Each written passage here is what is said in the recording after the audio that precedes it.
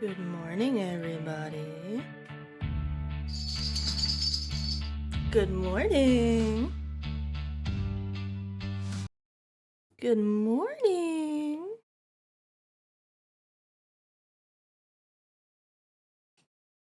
Hello, everybody. Hello, I love you. Good morning. Good morning, everybody. I can't believe you. I want to go pee. Jingles away.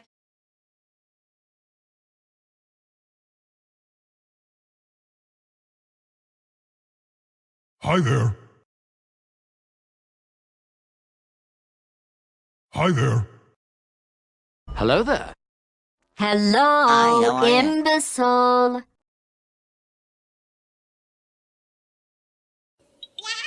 Hi, how are you? Hello, Pastor Mike.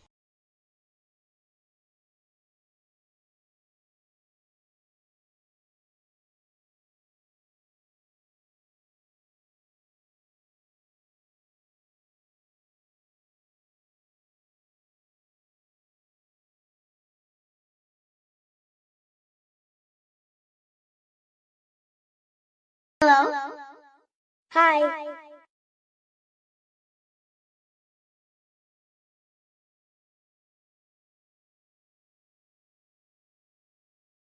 Hello.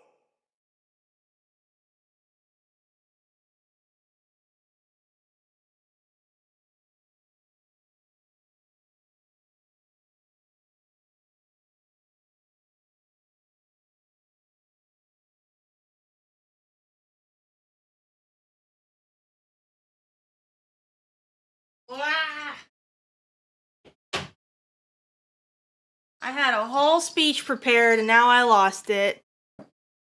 Thanks, Alina. You're so helpful.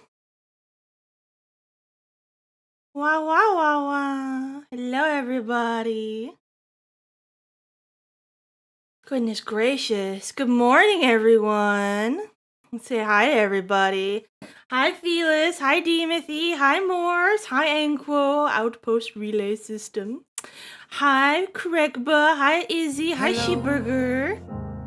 Hi, Oh, hi, Nerdy. Mom. Hi, Slugwave. Hi, Lena. Hi, Sharksided. Hi, Glasdale. Am I missing? Hi, Cadenza.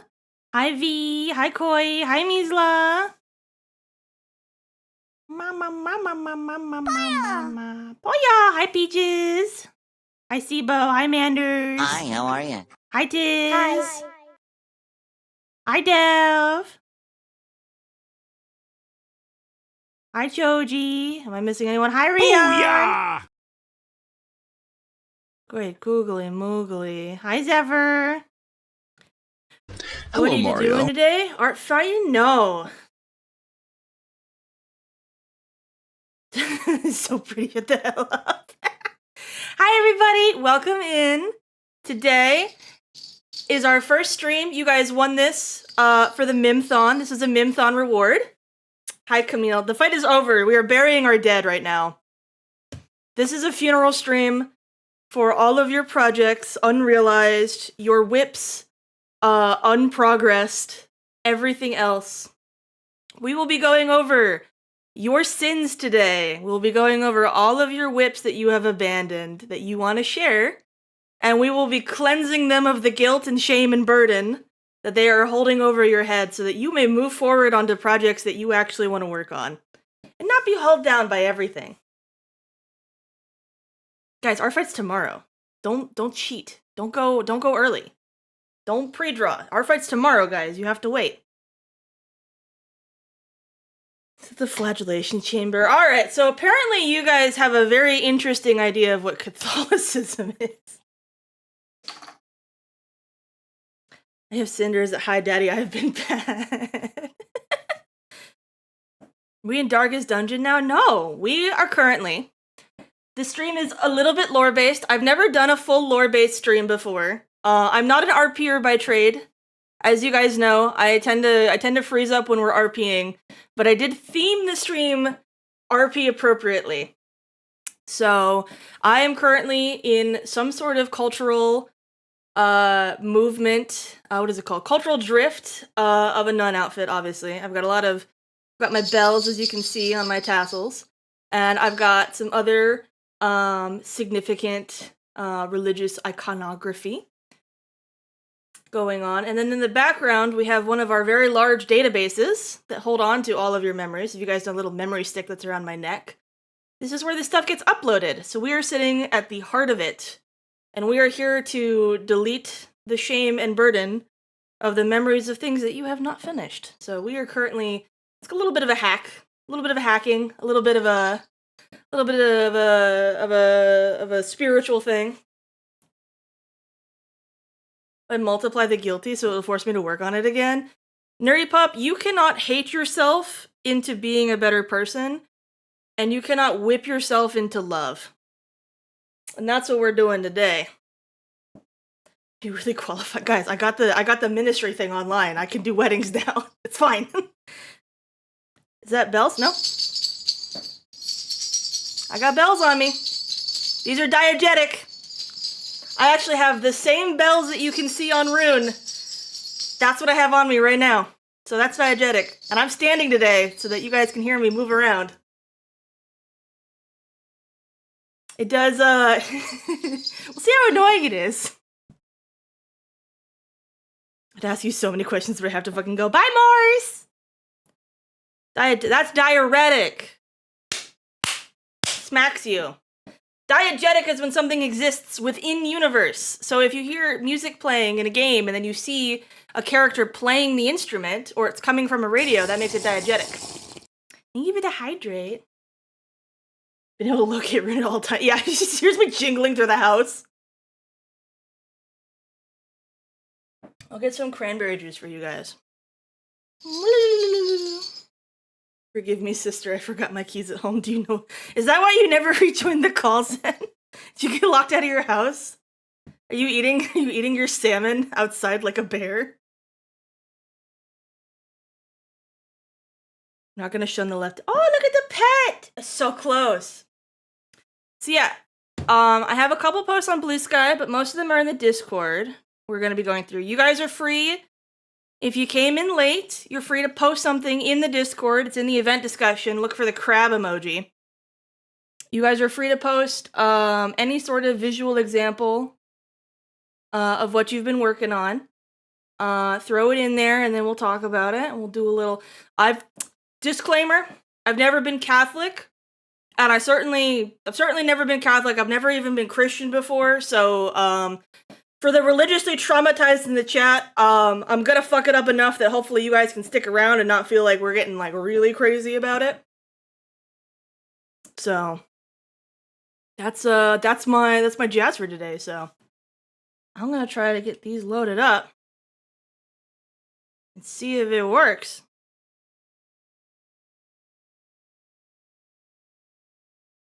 I think I figured out how people tend to add images on here. I think I'm smart enough. We'll see. Oh no, I spilled donut on my keyboard. And now there's little donut flakes on my X key. Unless this is more Dr. Pepper. What the fuck? Guys, I'm not allowed to eat at my desk anymore. This is terrible. Catholically backseating. I know. I messaged Blanc last night. I'm like, so how does confession actually work? My only experience is Boondock Saints. And then also, porn. Forgive me, fathers, for I have sinned, uwu. You know how it goes. Alright, let's see if this works. Mama. Alright, theoretically, it should. Papa! There we go. Abandon my stream mother for this confessional stream. No, don't abandon the mother! The keyboard's been the ringer. I know, I'm stupid. Alright. Our first sinner is Dimothy, who brings with us 2 whips. And Demethy has said, poor abandoned creatures that never were finished. I could have so many more OCs already, but somehow these two, and another one I decided to keep away for arachnophobia reasons, were all left at the concept stage. And also a couple not safe for work sketches, the sins of never finishing the sinning. You literally go up for giving. Have you raised Catholic, Rion? So, Demethy, when is the last time you completed a WIP? When's the last time you came back to a WIP, you know? You were? That's crazy. Are they super Catholic over in the Philippines? That's crazy. I have no idea. But yeah, I'm kind of bullshitting this. This is just kind of a way to show off everything. So, not to break the fourth wall here. Guys, I told you, I'm not an RPer. From now on, you just away from the other room. Ah! Alright, so we have this whip, and then we have this second one. I'll grab that one too. Do we have to make a second sin? Whop. There we go. If I abandon it in this stage, I never go back. You never go back! Oh my goodness. Demethy, you have sinned greatly.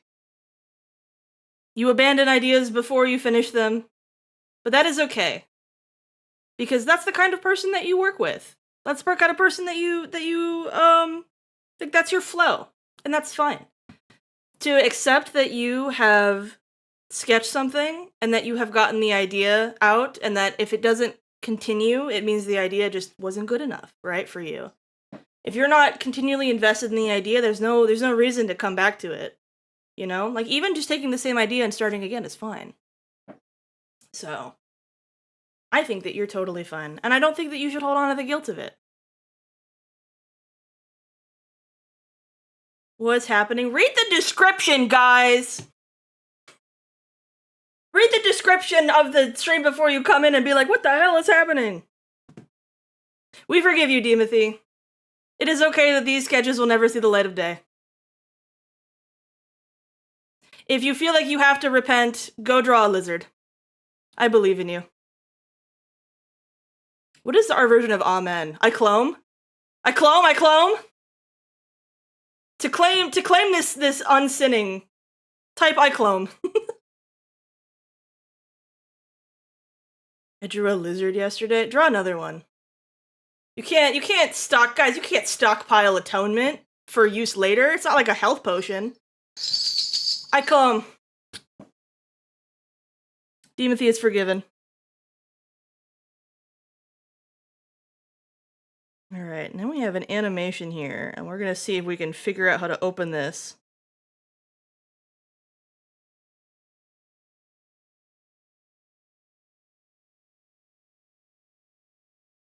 Can I figure out how to open an image? Oh no! How can I open an animation? Thank you for the pet pats! I will add...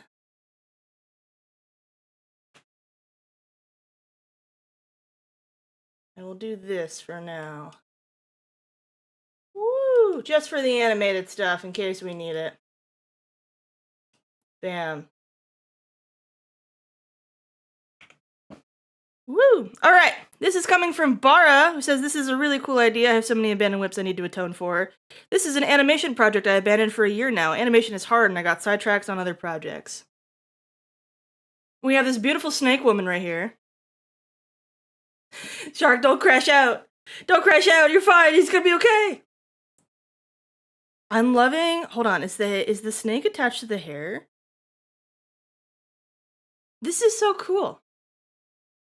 I love it so much. Hold on, this is sick as hell. Alright, Bara.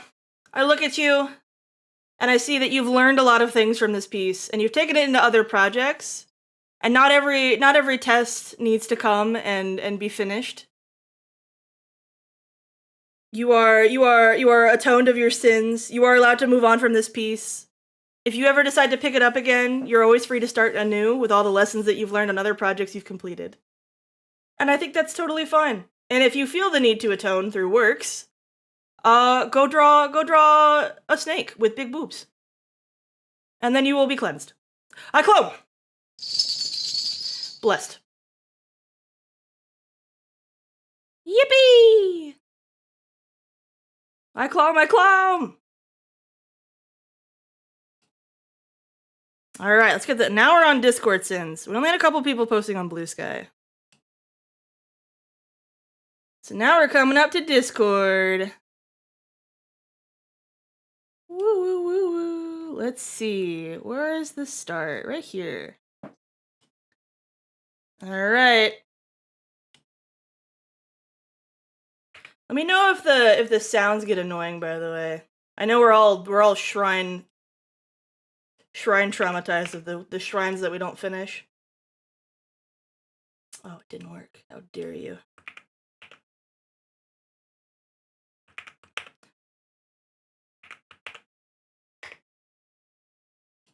Aha! There we go. Alright, we have a piece from Drecky here. And Drecky has stated, "Hello, Runax, I have sninned." Whether it's snail sinned or snake sinned, the jury's out on that one. I have a wallpaper from a charity event I did last year where I need to finish putting in the animals characters that the people sent in. I got as far as the majority of the scene, but have been suffering for actually getting the creatures painted in. We've got a major sin here, guys. Major sin alert. Alright? This is something that was promised to people. This wasn't even a sketch that had nothing to do with anything. This is a promissory one for a charity event that was never finished. Snake sin? I'm gonna believe it's snail sin now. Shrine built and none hexed. Goodness gracious. This is a major sin, guys. But I'm sure that all of us, let he who has unfulfilled a promise to a Twitch stream throw the first stone. Am I right? I know all of us at some point have said, you know what? I'm gonna do this thing for you guys. And then we don't do it. And then it holds into our heads forever. And it's like people who don't even remember at some point. This was a year ago, right? I think holding on to the burden of this is so painful. When I'm sure that everyone who has already, who was a part of this has already forgotten, right? But the orphans? No, there's no orphans. They're all grown up now. Drekkie, I would like to forgive you for your sins. I know how hard it is to hold something like this over your head. And I know that you're probably putting so much more pressure on yourself than you are for everyone else. Like, everyone else is definitely not putting nearly as much pressure on you as you are to yourself.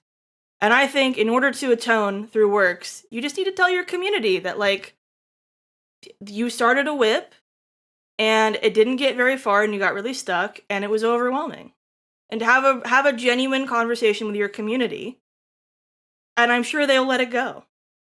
And if not, then you can find an alternative way for you to give them what they wanted, right? And if they suck, then you just kill them, because that's like the easiest solution, is just to kill everybody who is asking you for stuff. Easy peasy. But yeah, you are free of sin. I clone. Alright. Got the next one. Where are you, Vald? I'm Uvalde. People are like, oh shit, this thing. Yeah, I'll be like, what the fuck? I forgot about that. Alright.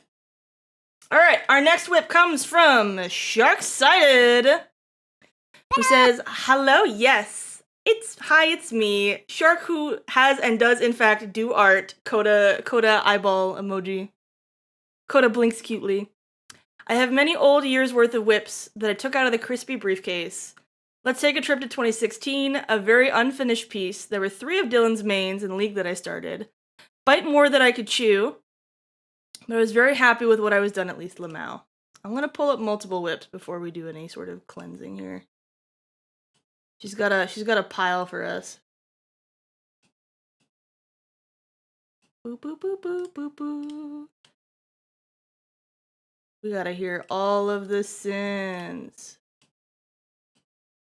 I'm pulling them all up right now. Each one of them has a little story. Each one of them has a little story. Alright, so that's story number 1.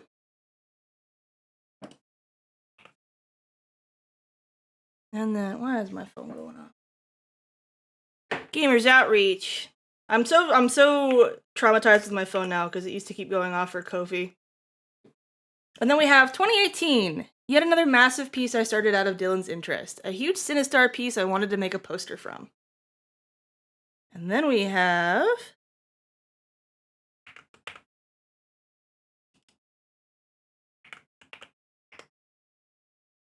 "2019, a 3-headed dragon design.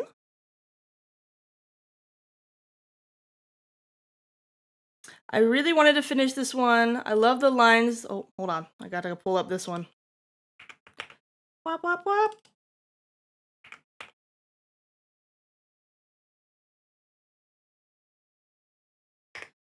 Haha. Several crying no why emojis. I remember I really wanted to finish this one. I love the lines, the design. You can tell that pre-COVID Sid was very into monsters and demons, etc. But still more when I had the heart for art. To add to most of these so far, they were all a loss of interest and time, as well as biting off too much for the carcass. Back in 2015 to 2018 era was the time I was only able to use the family PC as well, so getting extended time for work was near impossible, lol. And then we've got a before and an after here. So we have the before here. And then I'll pull up the after, which is the WIP. If I'm smart. I'm not smart. Don't worry about it. Don't worry about it. Okay, I'm just stupid.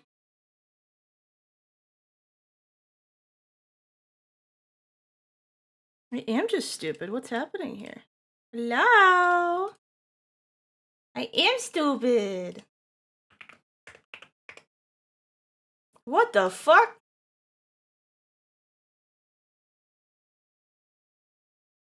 Hello?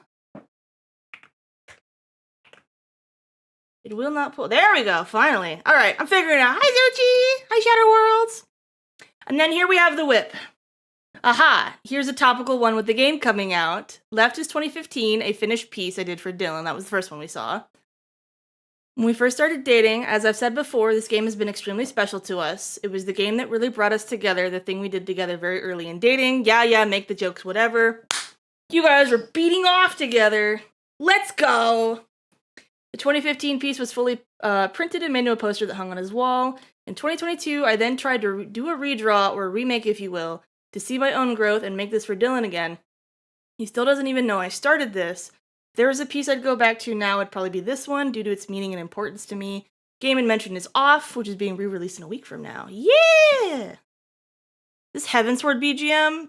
You disgust me, Zuchi. I spit on you. I spit on you! This is fucking Legend of Zelda. And then our last one. I have an unfinished art for a specific guy. I don't think I know him, but I started this in a cafe and never felt like taking it home. So September 2024. Hi, they were the crawlers. I put them in my mouth. You are allowed to send more than one. Mama. Sin. I just called you Sin. Sid, you have brought many sins to us today. I am noticing a theme between all of them. These are all things for you. The most overwhelming through line that I see with this is that you are making art for other people and then you don't finish it. And I have a really good feeling that you are struggling with perfectionism because the things that you give other people carry so much more weight than the things that you're giving to yourself. And also you turn into a robot fucker at some point, and so monsters, no longer gave you the edge, right? I think that there is a joy in the, what is it called? The imperfection, right? You don't have to sit here and make everything perfect for the people that you love and that you care about and that you want to do things for. Because I've seen you be able to do that. And I think, especially because so many of them are specifically for Dylan, right? I do think that in some way you are trying to really show like how much you care for him in these pieces. And so you're equating like technical skill or impressiveness of the piece to being how much you love him. So I think that there's a beauty to be had in doing something bad. We we absolve you of your sins. Type by Clome if we're resolving Sharksided of her sins, of which we all should be. But if you wish to atone through works, I do believe that you should draw some really shitty things for people that you care about. Like, make them like 5-minute sketches. Like, just go real fast and just be like, yeah, this is garbage. Here you go. I love you. Like a dead mouse that a cat brings in. You're like, oh, you thought about me. I'm at the combination confession therapy booth. Yeah, I'm sorry. It's always gonna turn into therapy for me. Felix Glitter! The patron saint of glitter is here and blesses you specifically. Amazing. All right, we've got Glasdale next. Glasdale has several pieces for us. Can I be smart here? No, I can't. I'm so stupid. Open link. Open link. Open link. 5, 6, 7 things for Glasdale. Let's fucking go. All right. You guys ready for Glasdale? Papa! Glasdale arrives. Hello, yes. I would like to cleanse of these little projects that I dropped through the years. I'm gonna start. A couple years ago, I started experimenting with a lineless style. It's something that I like to do from time to time. This piece in particular is tied to a concept for an evil wizard antagonist for a D&D campaign I run. This was supposed to be their full portrait, but I never finished it. This is gonna be a trend with me and other pieces I'm gonna post. The 7 Glasdley sins. No! Is it 7? 1, 2, 3, 4, 5. 1, 2, 3, 4, 5. It's just 6, guys. We're fine. It's just 6 sins. Here's number 2. This one in particular hurts me a lot. This is my Dragonborn wizard. I was experimenting with an action pose, but I never agreed on how the magic missiles would look cool in perspective.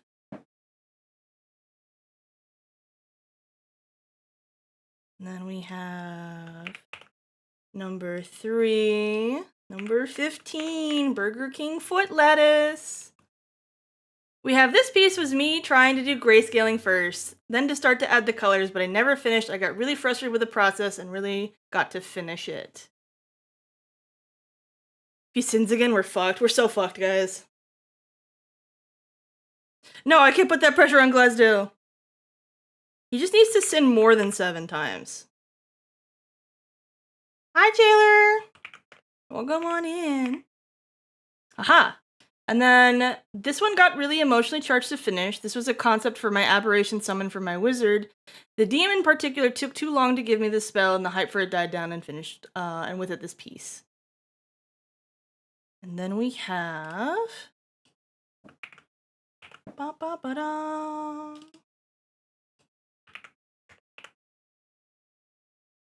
This is a semi-recent one. I was working on a Pingatuber Plus avatar in the Hades style, but I got the news the dev abandoned the program, and I didn't know of any other options, so I abandoned the project. Male Chicken Juicer 23. Where are all these new people coming in here? Who are you people?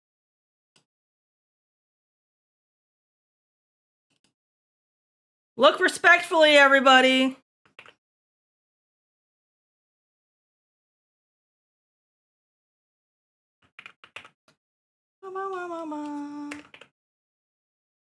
Ta-ba! Alright, last one. These are my serve bots, but I got too busy to integrate them into my stream, and I feel bad because they're fully rigged and still need to find a use for them. Thanks for listening.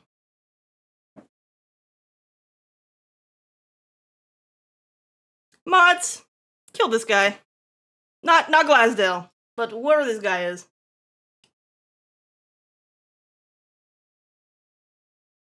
Thank you. What a wacko. Anyways, Glasdale, I'm noticing a theme for you, right? Number one, we cannot hold ourselves to continue the legacy of our D&D characters when our D&D campaign falls apart. Genuinely, like that is, it's like the I'm trying to find a good metaphor. It's like the rainy season coming in, right? And you get like a monsoon of creativity, right? And like you have to give yourself grace that will dry up the moment the campaign is over. Trying to keep a character alive and trying to keep ideas and concepts alive like after they have moved on, like it's time and place, you know? Like you have to let yourself go on that one. It's more of less of the WIP itself being guilty for you, but more of reminiscing about the time of like you wish that the circumstances that would have allowed you to finish that piece would still be there, right? And I think that's a different feeling. And so I'll like feel free to mourn, you know? Feel free to mourn the campaign that you lost, right? Or the campaign that didn't go the way that you wanted it to. There's nothing wrong with that, you know? And then with your other projects on your VTuber stuff, right? Like things are paused, you know? You don't I think a lot of people will sit here with our whips, right? And we'll be like, we'll never go back to it, right? Like, oh, it sits there, it accrues like shame. It's like a shame collector. And every time you think about like, why haven't I been more productive? You look at the things that like could have been done had you worked on them like later on, like, you know, like they'd be done now. But like if it's not the right time for them because other things are coming up, like there's no shame in having things pushed back forever, right? There's absolutely no shame at all, you know? There's it's okay to be paused, you know? It's okay to be waiting. Like you can't fish when the well is dried up, right? You can't go fishing if you're busy hunting. You can't be doing two things at once, right? And so like let yourself have the grace to like you have the ideas and you have the execution, and then when the time arrives and something says, hey, now is the time to use these bots. Now is the time to pick up the Hades Pingatuber, right? Because a new program's come out, right? Like it's okay to like allow release the shame of them even if you want to come back to them later, right? Not every release of shame in this stream is about allowing yourself to like fully like abandon and delete the whip, you know? Sometimes it's about allowing it to like you gotta let things grow, guys. You gotta let them grow in your head. And if it doesn't, you know, turn up that way, then that's fine, you know? Looking at people's whips, we're cleansing them of the shame of their whips. Teach men cook. Guys, quit feeding Glasdale fish. I don't even know if he eats fish. If you're not moving forward, mentality can be so dangerous. So true, Zed. So true. It's okay. Tide goes in, tide comes out, guys. You know, there are forces in our lives that cause, you know, the tide to come in and ruin everything, right? And it's like everything is buried under the water, and then you gotta wait for the tide to go back out. It's just nature. It's cyclical. It's always gonna happen, right? Tide goes in, tide comes out. And I know I'm supposed to say tide comes in, tide goes out, but I don't know why, but it's like flipped in my head, so don't fucking worry about it. Either way, Glasdale, I cleanse you of your sins. If you feel like you must atone through works, post your whips and allow people to see what could have been but never was. There's no shame in just showing off what you've done and knowing that either you're never going to come back to it, or just to see, you know, whether or not people care about it coming around.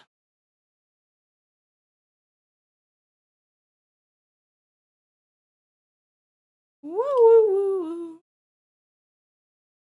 That's more for the Pingatuber Plus issue. Vietotube is in development. I'm currently using Pingatuber Remix as well. That one was a fork of Pingatuber Plus, which is nice. An old idea can be so good later on. That's why I'm looking through my old sketchbooks. Exactly, right? I think, like, not finishing something sometimes allows it to stay in that unfinished potential, you know? And when it's sitting there in that unfinished potential, it's marinating, right? Some ideas need to be slow cooked. I'm still pulling up ideas for world building stuff. Guys, do you know the first Nunniac sketch was in 2022? Because someone was like, I should put Rune in a nun outfit. And I was like, yeah, sure, bet. And then I started sketching out a Nunniacs. And now look at it. Do you think Nunniacs would have looked like this if things have not matured? Ave Maria's just next to the data center.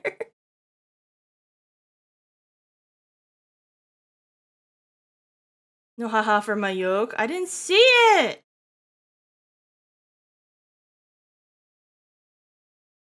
I don't know, friends. Wrong, what is it called? Wrong audience. I'm sorry. Do I look like I have friends? Not in my TV. Okay, I have, from Zephyr, I have this sketch of, I think it's, I almost said Mizlakane. Misuzuni? The soap dragon, right? From Monster Hunter? Promised a friend I'd finish a commission for them, and here it is almost a month past and I've yet to progress. Zephyr, my beautiful baby darling, you had Art Fight happen. All projects are paused during Art Fight.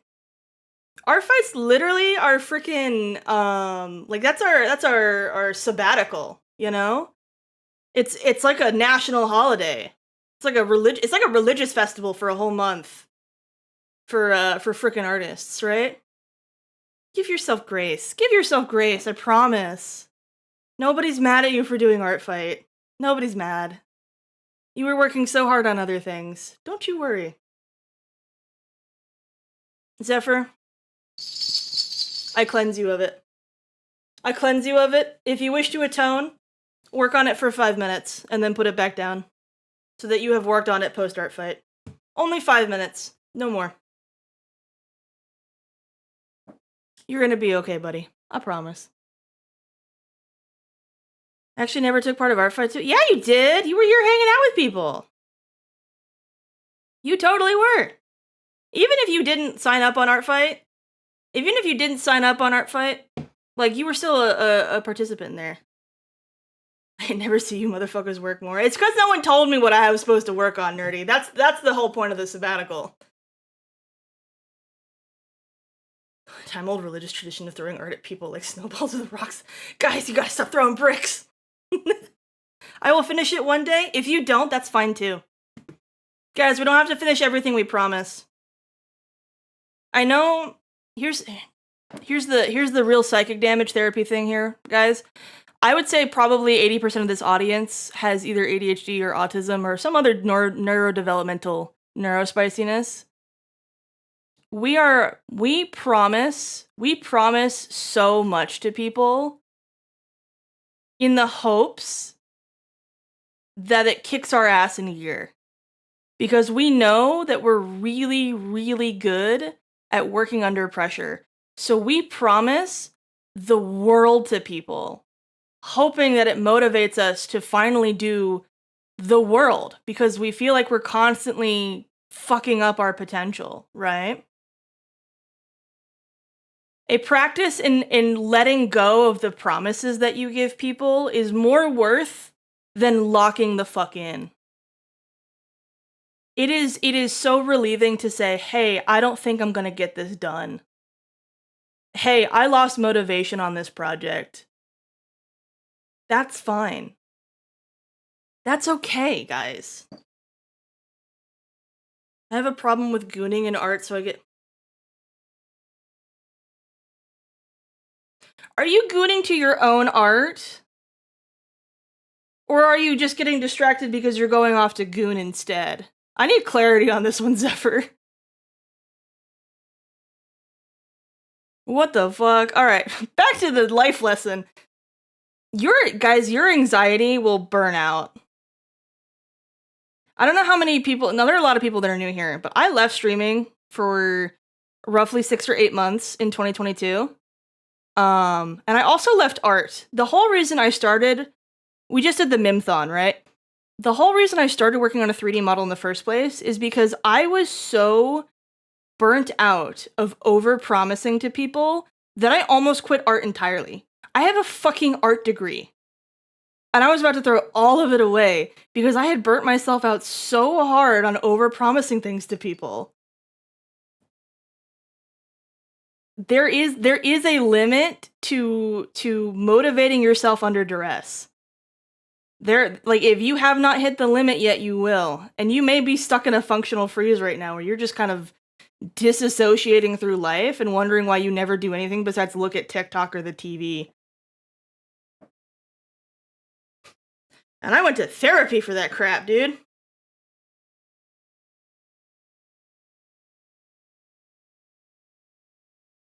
Admit that I had issues finishing an art piece because I did too good on the expression of a friend's character and forgot flustered by them looking at me like that.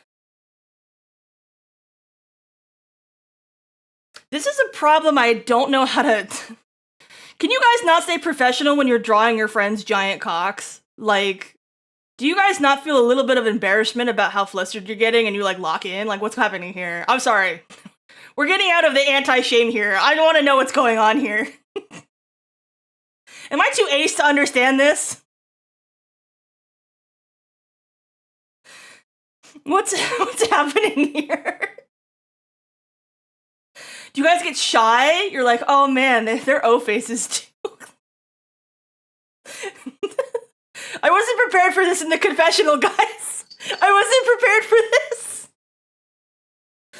I was ready for the therapy shit. I didn't expect this. What happened? I'm so confused. Oh my god. Alright, I missed a lot of things. Zen, I do want to see things from your past, by the way. I'm sorry, I'm used to only having one orange person in here. I thought that was nerdy typing. Da ba ba da. You guys are scary for me. You guys, what is happening here? Da ba. Throwing away your education like 3 times at this point, but not this time, nerdy, because we're all rooting for you. Have embarrassed and shamed at how good I'm. Do you guys, are you like doing the eyeball thing? You're like, wow! Wow, wow, wow, wow, wow! You're cooking. I've always had a hard time trying to motivate myself to get stuff done by shaming myself, and I'd hit the bottom of my anxiety pit and ended up not being able to draw for months. Taking a break helped, and I'm doing okay now. Exactly, right? But don't get stuck in the cycle of, now that I'm back, I gotta catch up. Don't do that. That one's gonna kill you too. I need to continue where my work left off. That one's also the follow-up killer. Alright, we have a giant pile of Lego fur art coming in. Mama. Na.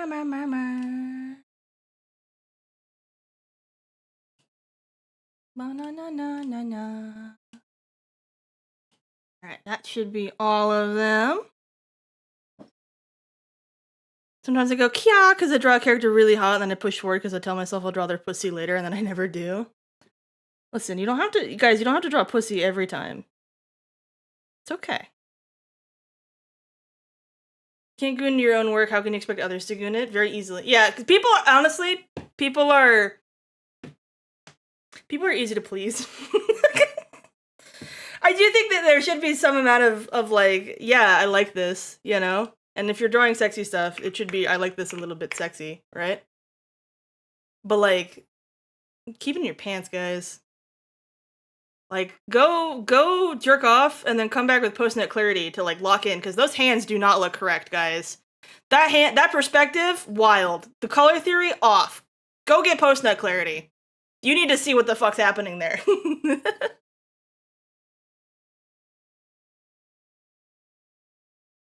It's more of a, every time you express lust or anything remotely related that's not a joke, it's a moral failure as a alleged good person.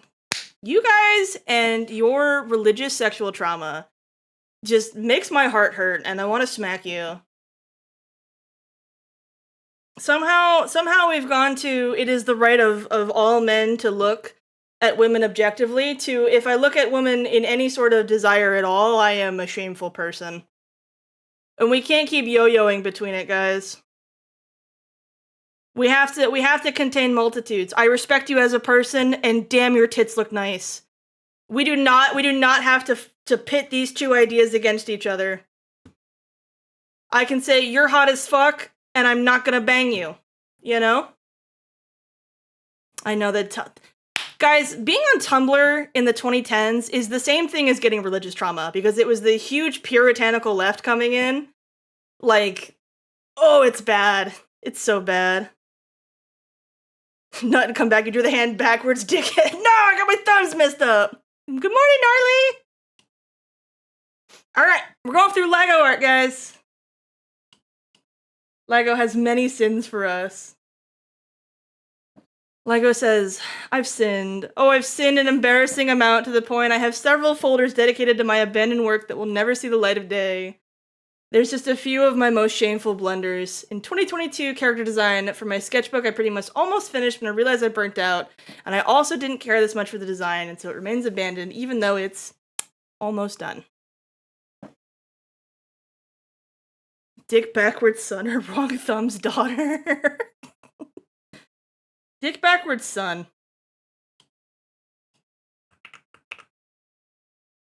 I want to know what backwards means more than anything.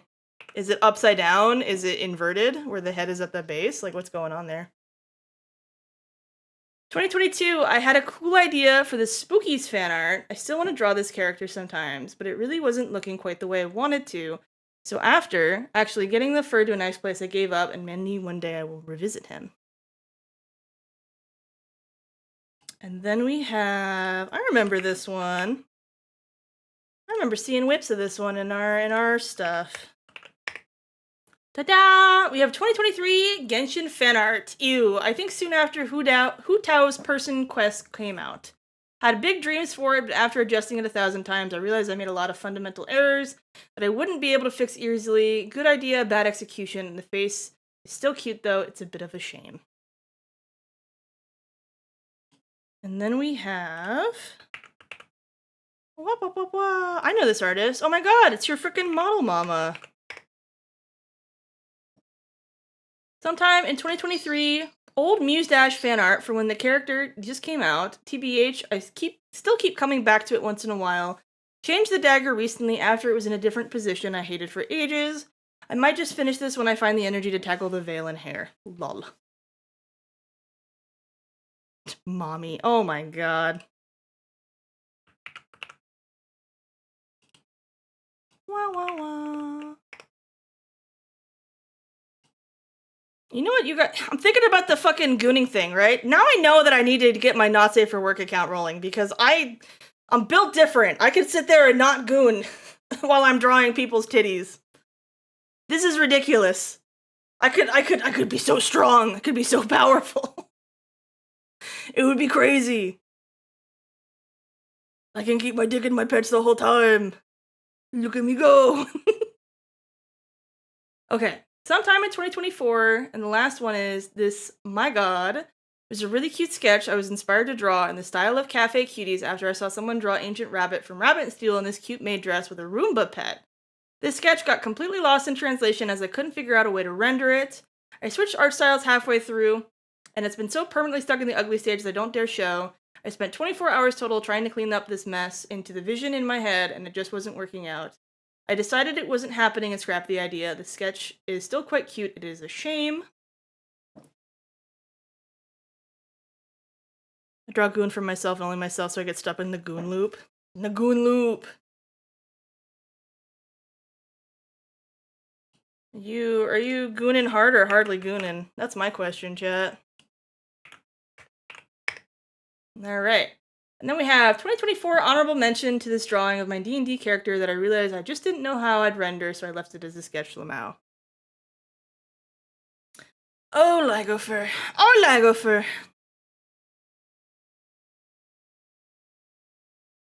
I knew artists draw not for were just from themselves. Oh, of course we do. Absolutely. You guys will never see my Gooner folder. The Goon Ouroboros, the Goonaboros snake that sucks its own ass. What the? I need a drink. I need a drink. Doing a thing for other person overpowers the goon. Exactly.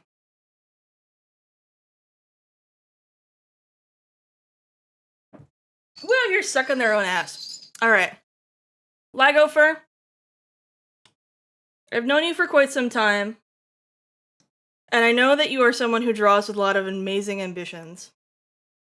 I feel like you don't have a spot in your life where you can allow something to be a sketch. And I think that if you were to reconcile at some point that you are exceptionally fast at getting to a sketch that is ready to go to render, and then we're stopping there, you know? I think that you would find a lot of peace in that. You simply, like, for some people, right, I think that there's, as a general thing for the Twitch audience here, right, there is no shame in the level that you have to take something to before you consider the idea explored, you know? I don't think there's a problem with knowing that, like, you have to go to color and lighting before you consider the idea explored, right? It doesn't mean that you didn't finish it. It just means that it was a sketch that just needed more to realize the sketch, right? Like, do we have shame for sketches in here, guys? Sketches that we know were there to just figure out an idea, and then we leave it there, and it's not necessarily a thing that we're intending to finish. Because I feel for, like, a lot of people, like, it's okay if it's a sketch, but the moment it gets any more work past that, it is no longer a sketch, it is a WIP, and it needs to go all the way. And I think that there's a lot of peace to be had in knowing that you can be someone that explores something a little bit farther, and that it's not necessarily, like, you don't have to continue to go to a plateau, you know? Like, you don't have to go to the peak every time. Like, you can stop somewhere. And, like, that is considered, like, finished to you, you know? Because I know, Ligo, that you're never going to consider anything finished until it's fully rendered and, like an actual piece. But, like, perhaps exploring something in a more concept arty way, right?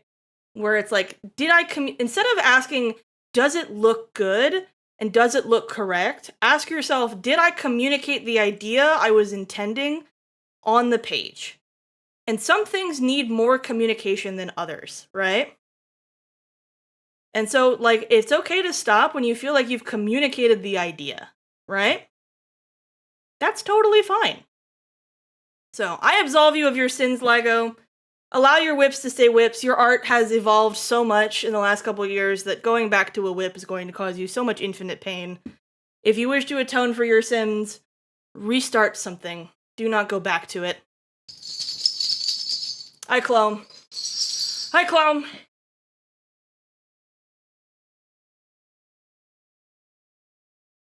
Alright, we have Nerdy Pup next.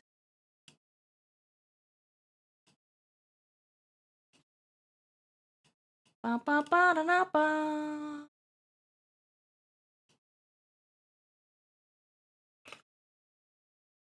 It's Nerdy Pup time! Come on, grab your puppies. Alright, Nerdy Pup said, okay, so I have not done anything in a while, TM. And when I did, everything had to be a big thing, in camel case. Big thing, or the earth would explode. I have this WIP of my Pokemon Trainer RPOC that I wanted to design some springtime clothes for, and obviously the way you do that is to try to make a full body completed piece to be painted while also coming up with what you want them to wear. Anyways, I ran out of gas and got distracted, one of the two. Ow, ow, ow, ow. You can do this, Nerdy. I believe in you. And then I also have this old, file info says it's from 2018, of a painting I wanted to make so I could use to print my own Magic the Gathering token of a big forest elemental creature. Once again, it was a project way too big and ambitious for me, and I gassed out. There is a pattern. That's kind of it for WIPs on my end, though. Like I said, I had a bad habit of needing every time I touched the tablet to be part of the whole piece, which means I just worked on big things for way too long, and when I was done with them, I was too exhausted to do another one for the wild TM. Mwah! I've never seen either of these pieces, nerdy. I opened a new file and it didn't become a full painting, then I failed and God would shoot me in the balls of the cannon. No! Anti-ball shooting. Anti-ball shooting. Nerdy pup, why are you expecting yourself to run when you already admit that you have a hard time crawling? Why do you expect yourself to stick with something for 50 hours of rendering when it's already so painful to open the program? Why are you trying to do two things at once? Guys, I'm always telling you, don't do two things at once, right? When you guys are working on art, don't do two things at once. Are you trying to communicate an idea, or are you trying to make a really interesting, like, art piece? Don't do two things at once. Pick one, right? Are you trying to make something nice for your friend, or are you trying to make a portfolio piece? Pick one. One or the other, right? You try to do too many things at once, you're gonna burn out every time, right? And so if you're always, and this is the same thing here, right? If you're trying to do two things at once, you're trying to get back into art, and you also want to make art that you're proud of, that's two things at once, baby girl. That's not gonna happen, you know? It's really not. I'm a walking cautionary tale. You are not defined by this, nerdy. You are not an I am. You have struggles with this. You are not the struggle. You have struggles with it. You are not the struggle. We are so often wanting to absorb the things that we feel about ourselves into our core identity, and then find so much struggle removing ourselves from it, because in order, like, once you absorb something into your core identity, right, you can never change that thing about yourself without losing a part of yourself. You know? Because, like, if you're defined as a kind of person that is like this, and then you want to change that, you don't get to just immediately change the definition because you haven't given yourself space to do that, right? You gotta freaking come in here, and then you have to define things in a way that allows it to be malleable, right? Quit super gluing things to yourself because you're grasping for a sense of self, right? Because then you're stuck with all these pieces that you've super glued to yourself, and they're so much harder to remove, right? And there's a scariness about having a bunch of loose pieces, obviously. Good night, Void! There's a scariness about having a bunch of loose pieces, right? But that's like, they're fucking Legos, dude. Like, the more that you're able to sandwich them in between other things, like, yes, you can still remove them, but, like, the structure remains, you know? But if we're like, I need to be defined in some way because otherwise I'm not a person, and so you to go and define yourself as a failure, you're never going to be able to be anything besides a failure, because otherwise you're going to not be a person again, right? So you gotta open space up for that. And that doesn't mean, the moment people are like, I'm gonna be I am a failure, and I want to change that, they go immediately into self-harm, right? And they're like, I need to fix, who knows this? I need to fix myself. I need to lock in, I need to get my shit together, right? I need to do all these things, and then I will be a real person. And then I will finally be worthy of love. I will finally have all these things, and people will finally like my art and be proud of me. It's not gonna work. Hi, dipshit, said China. You can't hate yourself into being a better person. Hi, Bram! You really can't. Because if you hate yourselves, guys, and you hate your art, and you hate everything about it, how are you ever gonna find out what to improve? Because you can only improve on something that has a good base. Bye, Sid! Oh, good morning, Void, not good night. Do more than one project at a time. I set a timer for them so I go through them equally and don't burn out. Yeah, give love to everything. Just run around like crazy. Alright, that was nerdy. Who I so desperately love to beat up. And then we've got Felis coming in! What is ads? Oh, we don't have ads! I forgot I turned off ads. You guys all sat through a 30-second ad so that we didn't have to be interrupted. That's so skibbity poggers. Ma. The weight of our sins don't have to be egregious. The weight of our sins don't have to be egregious. Feeless. Alright, Fila said, a YCH that I want to get around to redoing maybe sorta one day, we'll see. And then we have a second one here. I totally forgot. Nerdy Pup, we cleanse you of your sins. We cleanse you of your sins, baby girl.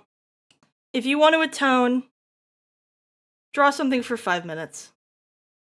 And then put it down. And that's all you need to do. That's all you need to do. And then you're gonna be fine. Oh my god, did we run out of music? Holy crap. It's been an hour already.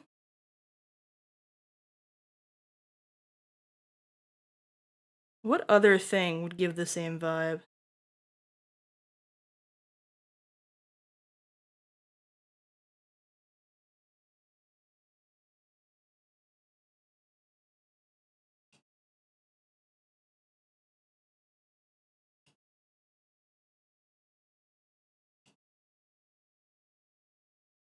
There we go. Just replay it. No, it was pissing me off. Alright, and then we have, feel this is second whip. We have a walk cycle I'll probably never finish as well. Alright, let me take a sippy. I always remember to take a sippy. A church confessional with a divorced dad music. Is Christian rock not always sometimes a little bit divorced dad music? It's like, I miss you, I fucked up our relationship, but it's like with Jesus and not like with your wife that you cheated on. It's kind of the same. It's kind of the same. Jingle, jingle, jangle, jingle. Alright, Felis. Look at me. Number 1 sketch on your whip that you wanna, your YCH that you wanna redo. That one sounds pretty normal for you, I'm not gonna lie. That one sounds pretty normal, that you just want to come back and do other things. I think it's totally fine to come back and, you know, see what's improved, what's new, what can you change, right? But here I see something that is your Achilles tendon, which is something that takes a long ass time to make and multiple sessions of opening up the same file. Which I know is something that you detest greatly, right?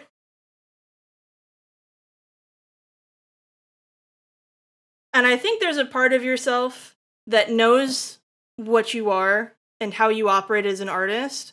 And there's a part of yourself that wants to be like other artists. And I think that this piece is a representation into the foray of like, what if I was a different kind of artist than I am now, right?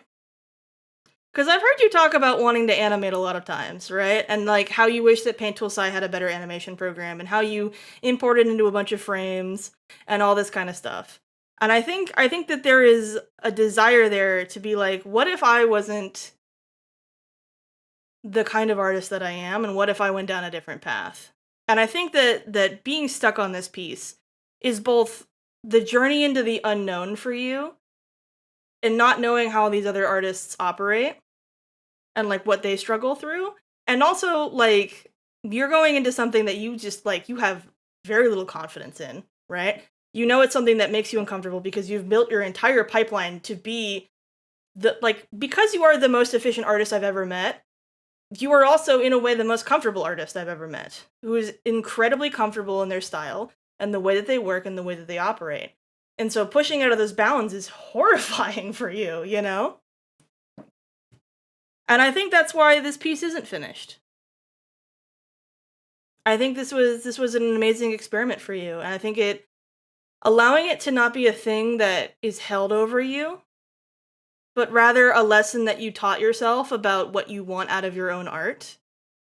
Right? Don't let it be two things at once. Don't let it be a lesson for you about how you want to do art and then also be a source of shame.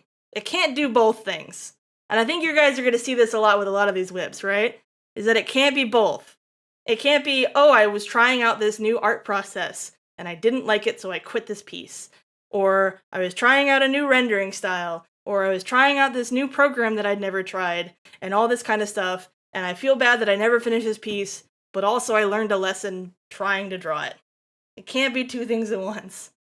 Felis, you are atoned. If anything, it is valiant for you to have gone forth and tried something new, and to get out of your comfort zone. And I think that we should all commend you for that. You are cleansed of your sins. I clone. Hi, Omega! What you do now is your choice, you know. If you wish to atone, either allow it to die fully, or take some time to explore, you know, and think that, like, even if you complete nothing, that's fine. Not everything. I know you're so good at completing everything that you do. Sit with the incompleteness. It's okay. All right, we got Camille coming up. Let me pull up Camille's. Wah, wah, wah, wah, wah, wah. By the way, just as an aside while I'm pulling stuff up, if you guys are curious why I haven't commented on like the quality of the art or been like, oh wow, that's so cool, or all that kind of stuff, it's because I know that that's an extra pressure when everyone's like, wow, that's so sick, you should finish it. Like, oh, I can't believe you left this on the cutting room floor. Huge part, like, that's intentional of not commenting on it, like, because for a lot of you, it's you're looking for permission to not go back to it.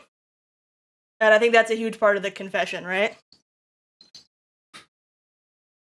I want you to be able to have that, and I don't want you to have to come in. And for some of you, you're coming in and you're hoping that people say, oh wow, that's so cool, you should go finish it.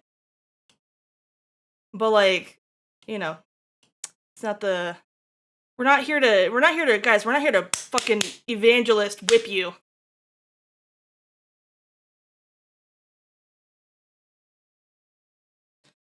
I'll take whatever compliments I can take. Well, you're hot and cool, and I think your sona's awesome. And also I bet you have a huge cock. Probably like 14 inches. Oh, you mean about your art? Oh. Yeah, we're not whipping and zerking. Alright, Camille has said, Spike the Vampire, he, him, in my whips folder since mid-February. And then we have a second one.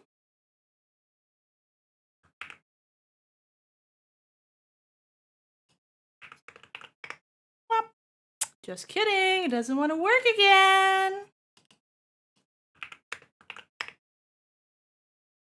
Whoa! I bet you could stack at least 7 or 8 donuts on it. I don't know, man. Rion's got the record right now. No whips? No, remove the H. It's not whip. And then we have number 2 of a D&D Paladin OC painting in my whips folder since mid-April. Save me, I render the face and then I give up. Camille, do you feel uncomfortable finishing full pieces? Do you have a burning in your heart that, like, there's something about having to do all of it that just sounds so overbearing, right? I love this designer, and hi, Static! Thank you! I hope you guys know this, but I'm also a whip today. This was supposed to be a full Pinkatuber with, like, rigs and everything. I have also come in the rags of shame. In the rags of shame. I did not finish this Pinkatuber in time. She is... I threw her into Pinkatuber Remix literally 10 minutes before stream. I came in the rags. I'm very ill this year, so I had to focus on comms. Are you sitting here... The guilt and shame that you have, right? Is it really about it not being finished, or is it about the yearning to be doing your own stuff? Because these are both like OCs, right? And is it less about the shame of I didn't finish the thing I set out to finish, and more of I have not gotten the opportunity to work on the thing that nourishes my soul? Because those are different questions, you know? There's that, like, those are absolutely different questions. I'm gonna have like 350 more pieces done by this time of year. You've hit a snag, you know? Do you blame other people when they can't run? Because I went and bit their ankle so hard that, you know, they're just bleeding everywhere? Good night, nerdy! I lurk in the stalls, past clone to future artists. Misla clones! I feel like for you, right? I'm sure that there's part of it, because like you're like, I normally have 350 more pieces done by this time of year, and I keep doing these things and then not finishing it, right? Going back to the ego thing, like, have you super glued a Lego block to yourself that says that I am a productive artist and that needs to be part of my that needs to be part of my identity? Cuz that's kind of what I'm feeling from you, of like I am an artist TM, and therefore I make a fuck ton of shit. And if I'm not making a fuck ton of shit, I'm not a person anymore. And if I'm not drawing the things that I care about the most, then I'm not even a cool person anymore, right? And so I would hold space for your illness. I really would. Having struggles with that, right?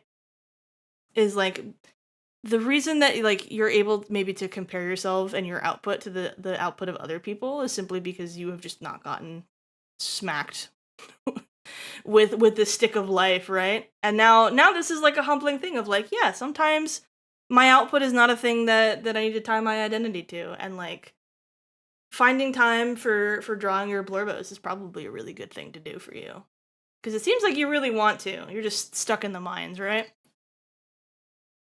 So I think that doing this kind of stuff, I release you of your sins. You are atoned. I clone. If you feel like you need to go through works, I would spend some time drawing things that you know will stay unfinished. Just to heal your soul. Just so you're getting some of the Blorbo energy out. Hi, Assembly! Hi, Griffin! Alright, now we've got Noipale in here. Let us open the Noipale links.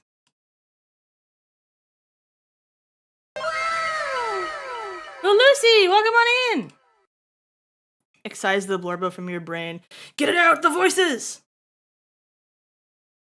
The voices! Alright. I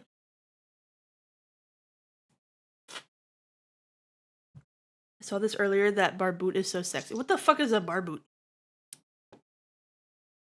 What the fuck are you saying to me? Mama. Alright. We have Noipale here. Digs through all of them. How about just 4?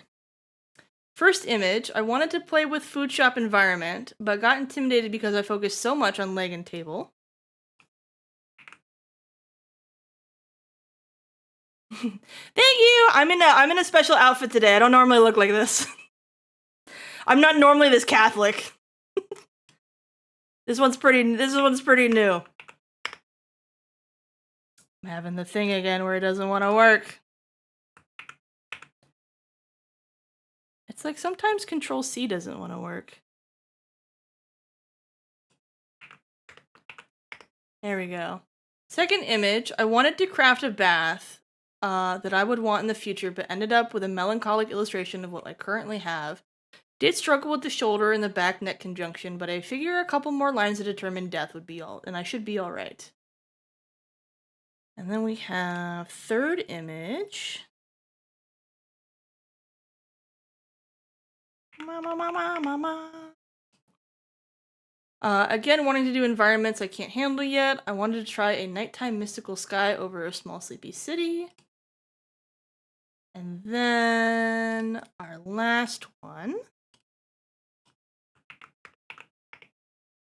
Wah-wah! is last year I also wanted to do a mass attack on Lionel characters, 10 or so characters. I got the environment done, but never finished all the characters in time to submit it to our fight. It's so many tours! It's so many! Alright, Noipale. I love what you've shared here. I'm noticing a theme with all of these, and that the theme is backgrounds. Are you guys also noticing the theme of backgrounds here? We're having a struggle between backgrounds and anatomy. Of getting stuck on things because we're drawing. We have the first two pieces getting stuck on anatomy before we get to the background. And then we have the second two of getting backgrounds and then not getting the figures in there, right? Backgrounds are hard, right? I think for this, we're sitting on the guilt and shame of, I'm trying to think of how my words are. God, fucking stream debuff. Background rabbit hole. With this, I noticed with because I also struggle. I feel like most of us struggle with backgrounds. We're all definitely like figure artists, right? And I feel like for backgrounds, we're not giving ourselves enough patience, you know? I feel like there is an instant dopamine on drawing a face and an expression and a human connection with them. And backgrounds are a chore that gets added in the background, right? And is not part of the full and essential experience, right? And I think like a lot of the shame is not like the shame of not finishing a piece with a background is really like I don't know how to connect to the background the way I do the characters, you know? Hi, Sibo! And so we're struggling here with I don't know how to love a background the way that I love a character, because a character is a joy even if I'm struggling with it, and a background is a chore that I have to complete, right? And so I think if you, Noipale, you are absolved of your sins. It's okay to not finish a background. The fact that you're sketching backgrounds at all is beautiful and should be cherished. Thank you for cloming. Thank you for cloming. If you wish to atone through acts of service, draw a background without a character. Learn to love an object the way that you would love a person, and you will find that every object and every scene and every environment is just as loved and cherished by the universe as every person inside of it, of every animal inside of it, of every creature idea, every character design. All of them are cut from the same cloth. And finding the joy in that often takes removing the character from the equation, you know? It's hard to see your love for one person when they're always attached to another person, you know? Like if you're always talking to like two people, or you have two animals and they're always together, like finding the time to bond with one or the other and have a full and unique experience with them. The same thing with art, right? Same thing with backgrounds or lighting or anatomy or anything. Like taking the time to disassemble to that thing. Like we do this with anatomy a lot, right? Like that's the whole point of figure drawing, right? Is you take everything else away and you're just focused on anatomy and posing, right? And you learn to love that. You can do that with everything. And I think that is a lesson for everybody to take. And doing that, trying to do two things at once, always the difficulty. Release yourself from the burden of finishing something that you've accidentally added two things at once to. We know it's a pain. All right, we have Alina next.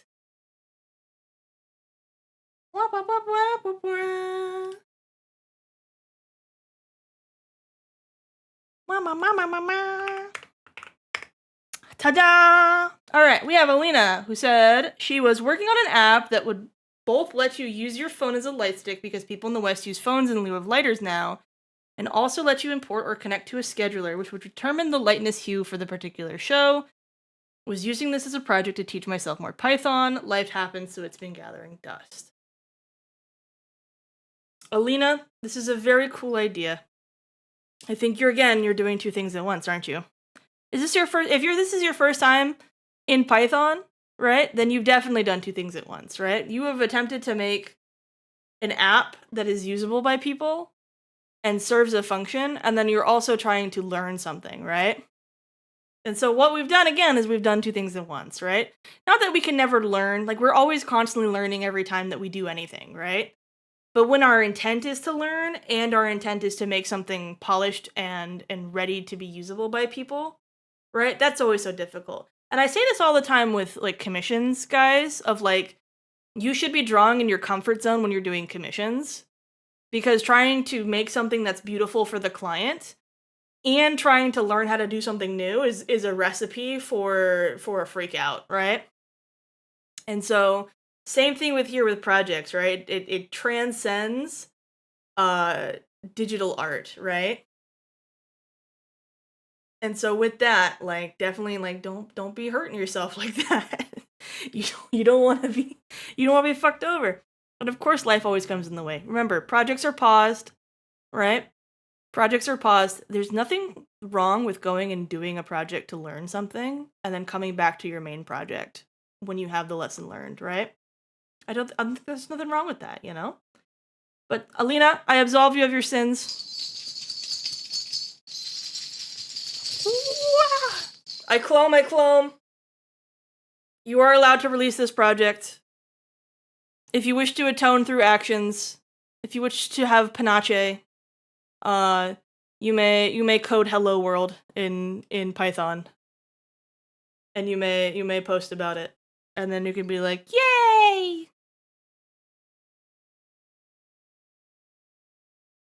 Project-based learning, excellent choice when coding. Maybe more was bit off than could be chewed. I imagine they still learn something though.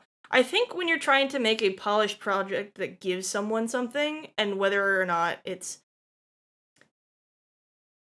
I think with... Like, I agree with you that learning things on the job is really good, Taylor. My thing with it, right, is that if you have two things at once going into something, if you have two main goals, when you achieve one goal, project's over, right?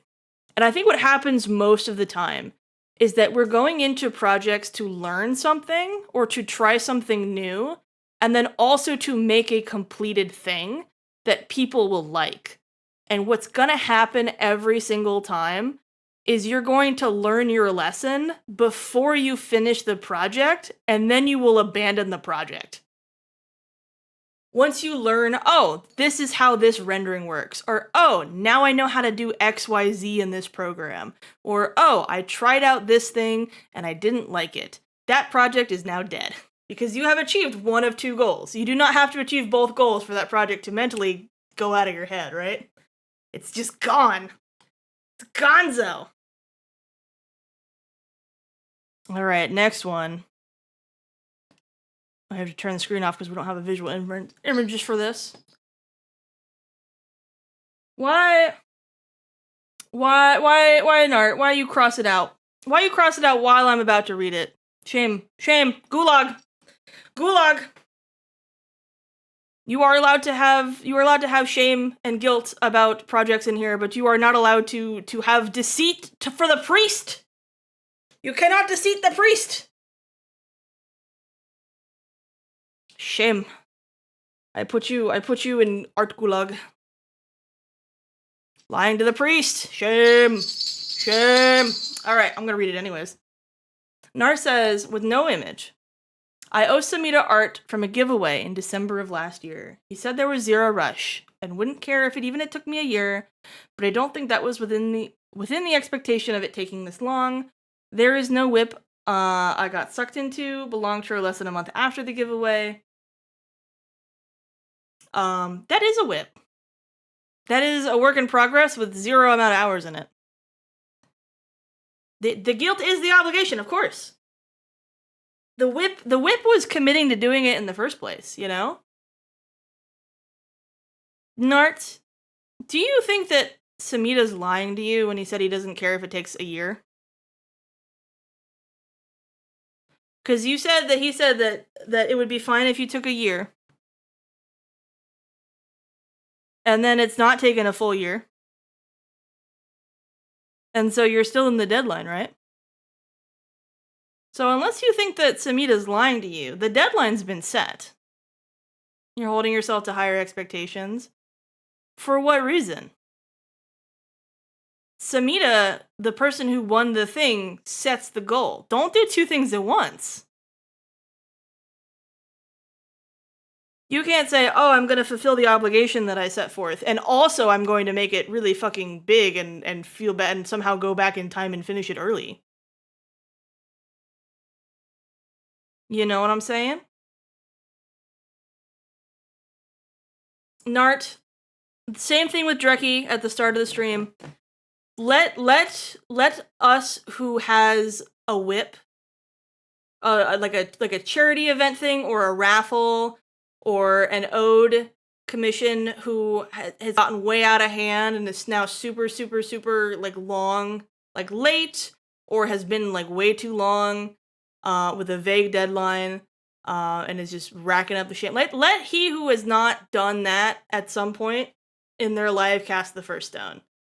Right? Absolutely, like, these things happen, right? And the way forward with this, right? I atone you. You are resolved of the sin.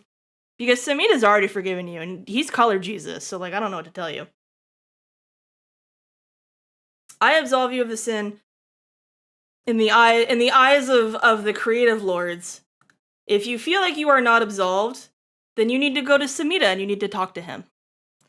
You need to atone to him, not to us. You know? And there's a beautiful lesson in communication there. And I think both of you setting a mutually agreed upon deadline would give you the clarity that you need to prioritize it. Because for one thing, for us neurodivergent babies, if it ain't got a deadline, it ain't getting done. So you guys should agree on what that deadline is. And it will be good. I clone. Alright, we have Omega next. Oh my god, the channel keeps getting longer and longer. Oh my god, you guys!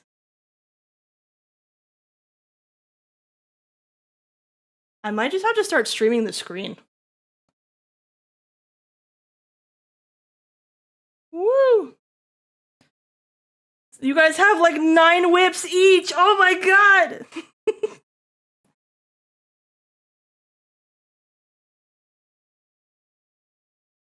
Okay, we're gonna transfer over.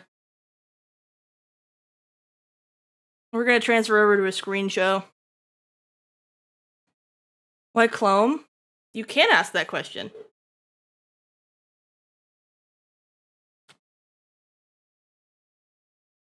So I feel like if I make art a career, I'll actually just do stuff knowing I have deadlines. No.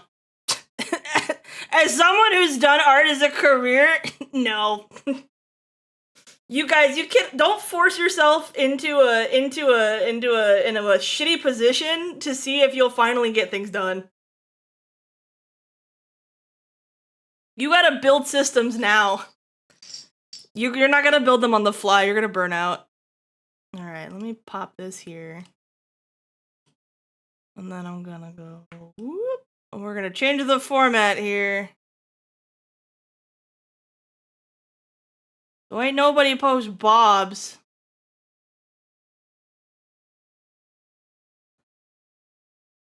Alright, we'll try that. Okay. Oh, I guess I'm having the problem here. Oh, I see. I'm gonna have a problem here.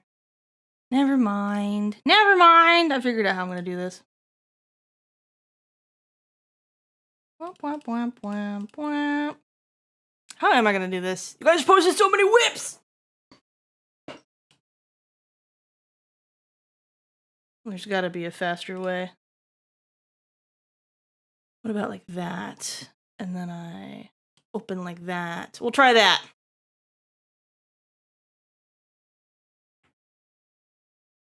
Whap. Whap. Whap.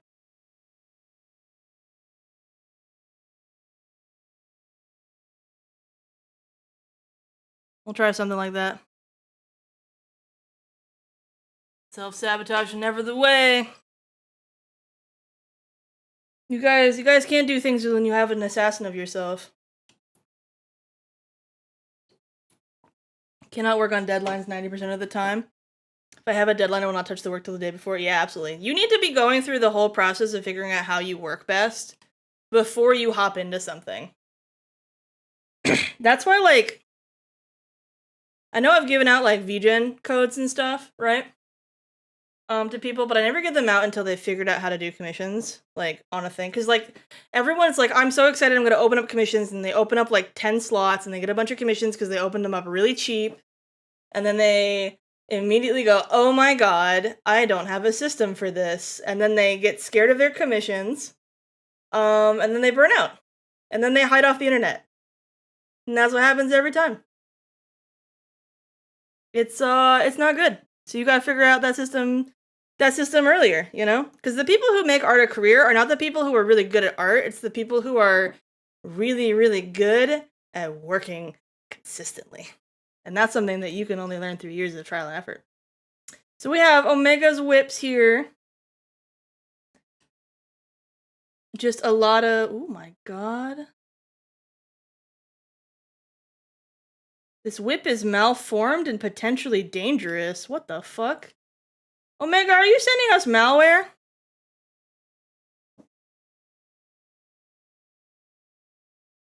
Dev, that's a stupid idea. Dev, I hope that's sarcasm. I hope that's sarcasm. That's the stupidest thing I've ever heard in my life. I heard people gooning to art that they were drawing earlier. And that's stupider than that. Don't you fucking dare. That's genuinely the stupidest thing I've ever heard in my life. But I make 500. Imagine doing 10 of them for 50 and also making 500. You are so smart, Glasdale. Dev, it's stupid, and it also hurts every other artist around you. Part of pricing your stuff, guys, is that when you're trying to undercut to the bottom of the barrel, you are A, going to get the worst clients possible, B, you are going to burn yourself out, and C, you're fucking it up for everybody else.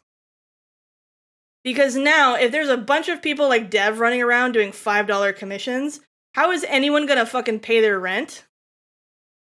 Because you've gone and undercharged the whole market because you had no self-confidence in what you could price? But at least I'm getting work! Ah! Smacks! Smacks you, smacks you, smacks you. Because you're going and you're price anchoring at $5. When work, you know that, like, you can't even, there's no way that you can get something done in literally 20 minutes.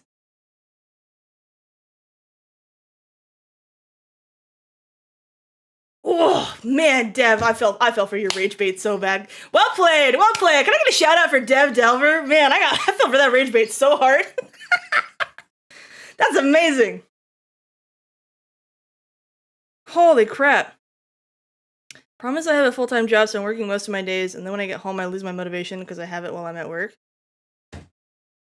Then that's because you're forced to do your job, but like doing a creative job that way is a terrible burden. Is a terrible burden. To be forced to be creative all the time is a different kind of pain.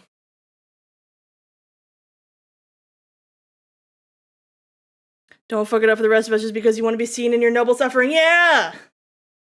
Your lack of confidence hurts everyone else. Stay in the mob. Stay in line. Don't get us all killed by scattering into a price war. It's more hurting the artist who's undercharging, speaking from experience, because charging cheap and doing crap ton burns you out so bad. Abso-fucking-lutely. But it also does hurt everyone else. And I think a lot of people, like, I mentioned that it hurts everyone else specifically because a lot of people have so little self-confidence, they don't give a fuck about themselves, right? They don't give a fuck about themselves, and they're like, I don't care if it hurts me. I don't deserve anything. And so telling people you're actually hurting other people too might get them to wake up. Because when people are undercharging the fuck and they're charging basically sweatshop level conditions, right? Now that's the expected price point, right? And now someone's like, oh wow, I won't pay $100 for this thing because I could go to this other artist and do it for $5. And then it's like, guys, you have no idea how expensive things should be. Things should be so fun. I see people being like crying about the fact that some of these models that are coming out for like VTubering, are like 10K. And it's like, do you know how much fucking this is like 3 months of work for a rigger that needs to pay 3 months of rent. Like, you cannot expect someone to do like full time for 3 straight months and it not pay for their rent for 3 months.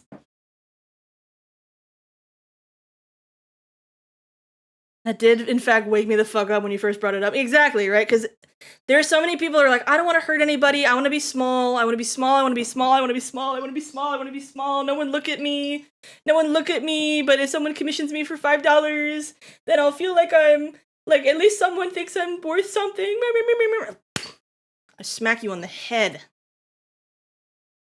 Joe Biden, wake up. Do you have a friend who has a hard time pricing her work? When she first started doing postcard commissions, she tried to charge me $10 for it. That included printing and mailing. Oh my god. You guys get work in $10, but you're never going to get those 5 hours back. Yeah, exactly, right? To be honest, right? A huge part of the conversation is like, if you can't make a living wage on your art, and not even just like, is it technically good enough to sell, but like, are you fast enough? And not even fast, but like, are you efficient enough to make it so that you can have a reasonable return on investment? Then you should be putting those 5 hours into developing your craft. You should either be developing art skill, art efficiency, or business sense. Because if you're sitting there charging $5 for it, right? And you're losing all that time, like you're just, and like already the commission game is hard, right? Because you're just doing one-to-one. The worth of their art, they forget pricing with their labor. Exactly, right? And then you have the labor. Here's the thing, Rihanna. You have the labor conversation, right? I'm getting so off topic here. I'm so sorry. You have the labor conversation, right? And then it's like, you should be making like if you guys are charging a company for work, bare minimum $35 an hour. Bare minimum $35 an hour. That is if you suck ass. If you're God gamer and you're God tier, you should be making like $100 an hour. Like genuinely, like I made $35 an hour fresh out of college in an indie studio. If they can pay for it, other people can pay for it. It's fine. It's fine. You're not gonna get that on personal commissions, but like I try not to go under $20 an hour, you know?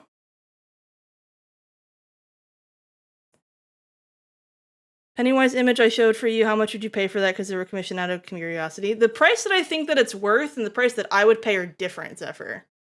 Right? And it's about finding the audience. Like, you asking me about that doesn't change the equation. Because at the end of the day, I don't know how long it takes you, right? How long, like, how much communication will I have with you? How fast are you? How reliable are you, right? You see people bitching all the time, right? I'm sure you guys see this bitching all the time of like, wow, my art is so much more technically skilled than this other artist who has a very large following and frequently sells out of commissions or adoptables or whatever, right? And it's because that other artist is just a better business person. They're more consistent about their scheduling, right? They're able to get the art out faster, right? Like, at the end of the day, like, I'm sitting here and I'm looking at some of the emotes I have, right? Some of these people, like, I'm gonna go back to them every time, even though there are other people that can make a better emote, because I'm gonna get that emote in 2 weeks. Like, max, right? So if I have an idea that's time sensitive, I'm gonna go to that person every single fucking time. I commissioned Felis the other day, and I commissioned Felis on Saturday. And today is Friday, and I already have the art in my fucking hands, and she has already completed like 6 or 7 commissions out of the like bazongers amounts that she took for the month. And it's just so fast. And so I'm like, if I ever need to do anything that has a reasonable like time frame that I need to have for a turnaround, I'm gonna go to Felis over anyone, because I know Felis is gonna get it done. And same with Omega here. Like, Omega is so fast and consistent that if I have an idea that Felis can't draw, I'm gonna go to Omega for it. Omega got me the metal pipe done in like 2 days, guys. Omega was so fast, and like, it's just the consistency, you know? And it's like, you know, at some point, like, you have the budget for something that's crazy, but like they take like 6 months to do it, you know, and it's like, well, now the bit's gone, right? And it's just like one of those things, right? Up to 35 an hour minimum. Guys, when you are contracting for people, you are losing 30% instantly, correct? Because you are paying for your taxes. You're paying both halves, right? When you're a contractor, in America at least, right? You're paying both halves. You're paying both the employee and the employer side of your tax because you're self-employed. You're losing the PayPal funds because you're always gonna. I hate people who bitch about this. You're always gonna lose the 50 cents plus 3%. It doesn't matter if it's PayPal. It doesn't matter if it's a credit card on Stripe. Every single way that you can spend money besides a wire transfer, which is giving someone your actual ass bank account, which you should not be doing for commissions, you are going to lose money on that, and you need to account for it. You obviously have to pay for things. You know, if you're a freelancer, you are paying for medical out of pocket. You're paying for all of your needs. You're paying for all of your insurances that a company would normally give you. You're paying your own PTO, right? It's crazy. And it's one of those things where, like, for people who take a really long time on commissions too, you really can't price on labor hours, right? And you're going to see that there's a lot of art styles that just don't get commissioned because they just take too long. Who's just working on a calculator spreadsheet? There's already one floating around. Like, my 35 an hour minimum is me fucking with the numbers on one that was running around for, like, all the industry stuff, right? I know, this is now a rant. I'm sorry. I got out of the confession booth and I got on the stage here. I'm so sorry. Styles incredible, his background skill is insane. He just thinks he's smallest pricing commission's too low. I had to wrestle him. Here's the thing though, guys, right? You do not need a large audience to sell your commissions, right? I have less than 1,000 followers on every single account except for Twitch. And I have never had to been like, oh my god, my commissions are still open, you guys. They're still open. By the way, you know. And I'm gonna chalk it up. I don't think it's anything to do with my art style. I think it's just how professional I look. Right? I got the Trello up. I got a very strong and like no games played TOS. Right? I look like I mean business. You know? I'm high communicative. Am I the fastest artist? No. Am I the most consistent artist? No. Right? But like the things that people need to like feel confident, that's what's there, right? And so when I go to you, it doesn't matter how big you are, right? I don't care if you have 30K followers. If I don't have a Trello to look at, if I don't have an email to go to, if your TOS says something to where you don't know how the fucking law works, I'm out. I don't care how popular you are. I am not commissioning you. I need you guys to lock in on that stuff. And so much of that just figuring that crap out, so I'm glad you guys are all nodding on this one. Less than 1K on every social, and I sell out comms every time I open. I don't need a stupid huge-ass Sakimi-chan. Exactly, right? If you have a huge-ass Sakimi-chan following, you should not be doing commissions. You should be having a Patreon and selling prints. Like, let's be real here.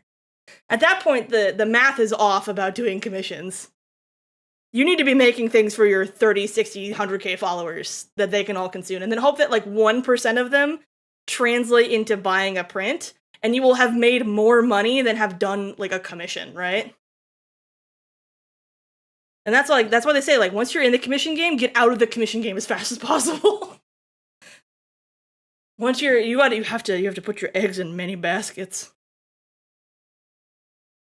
One of the people who take a long time with my art, I've been working towards getting better with time management expectations for my commissioners. I'm also trying to limit the amount of commissions I have in my queue so I don't burn out. That's really good, Peaches. I'm really happy that you've been sitting there and have been like internalizing that and like trying to figure out a new path for you. And I really hope that like you do, because I really like your art. I really do, right? And so I hope that there's a system for you where you're not burning out so much. Felix, you have multiple eggs in baskets. You also have a merch store. and you sell physical merch on your Etsy, and you have your bases, right? Like, you have your hands in many pies. You are already out of that, right?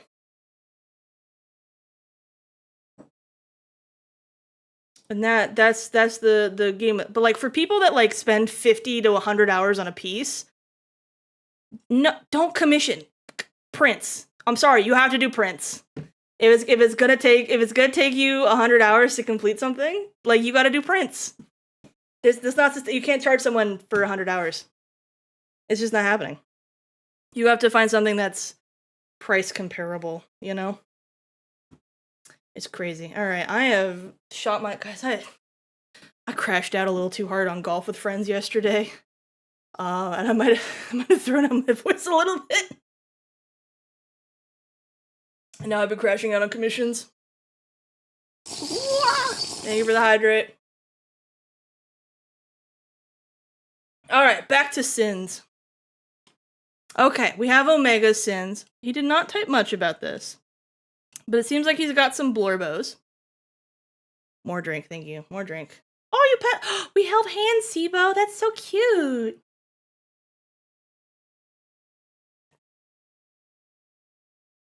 Oh, like, grab my neck. Should be like an attempt to choke out and just like. That would be a fun thing. I'm getting distracted now. Guys, I think my meds are wearing off. Back to the confession box. I'm working on it! Just like Boondock. Exactly! I'm waiting a month for a commission where the artist has no Trello in a month now, and the artist has a Trello. I'm starting to lose patience with the artist that doesn't have a Trello. I think it's always worth checking in, Glasdale, you know? And if it's one of those things where, like, you're annoying the crap out of them, that's kind of on them, right? As long as you're being respectful, and you're, and, like, also, don't do the thing, guys, where you're like, oh, it's fine, take out whatever much time you want. Like, you're just saying that your commission's gonna get put on the back burner again, right? But, like, be strong about the 6-month thing on PayPal. I swear, like, be really strong about it, right? Even if it's one of those things where the refund comes in and then you redo it so you have another 6 months, you know? Attempt to stab. Oh my god, you're so...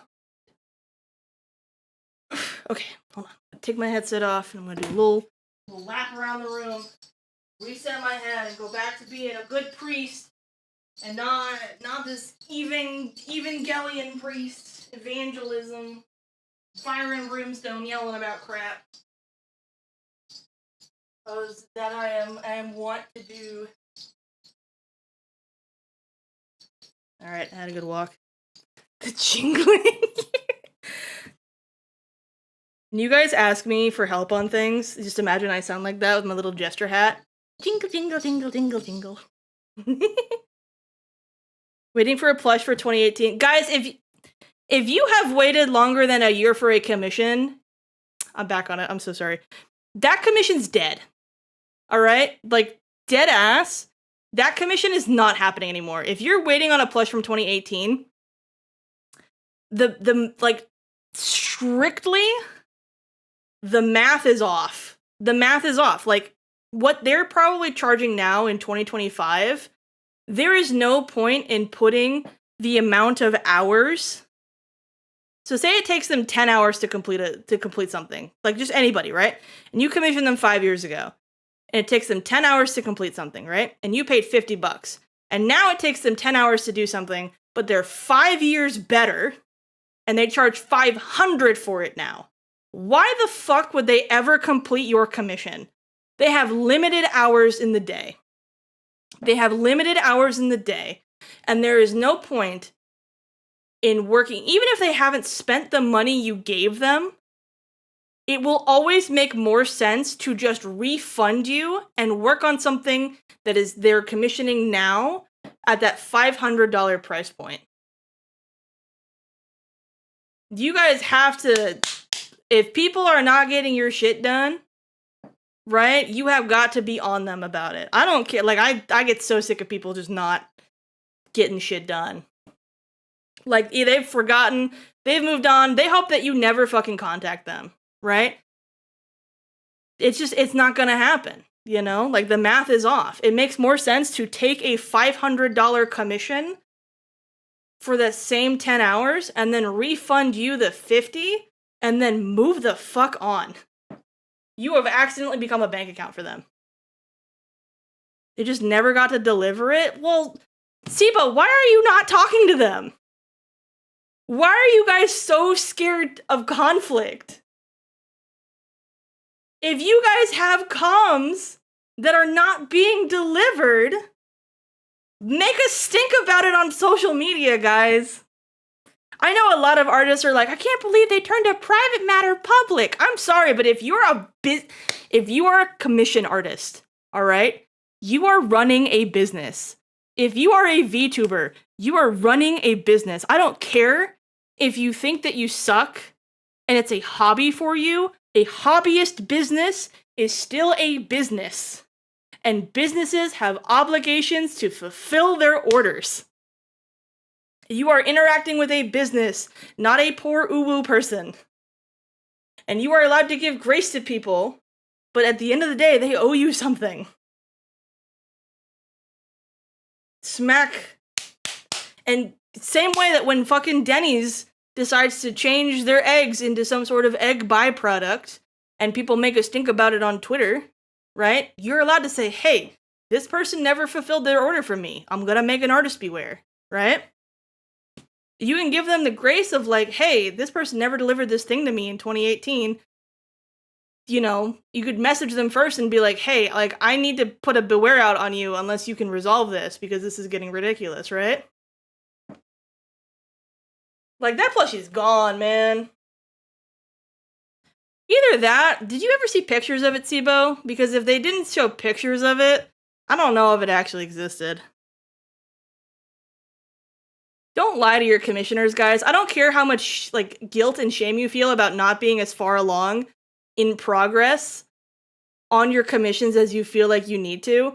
Never, ever, ever, ever, ever lie about how far you are in it. You're gonna dig a fucking hole for yourself instantly. It's bad.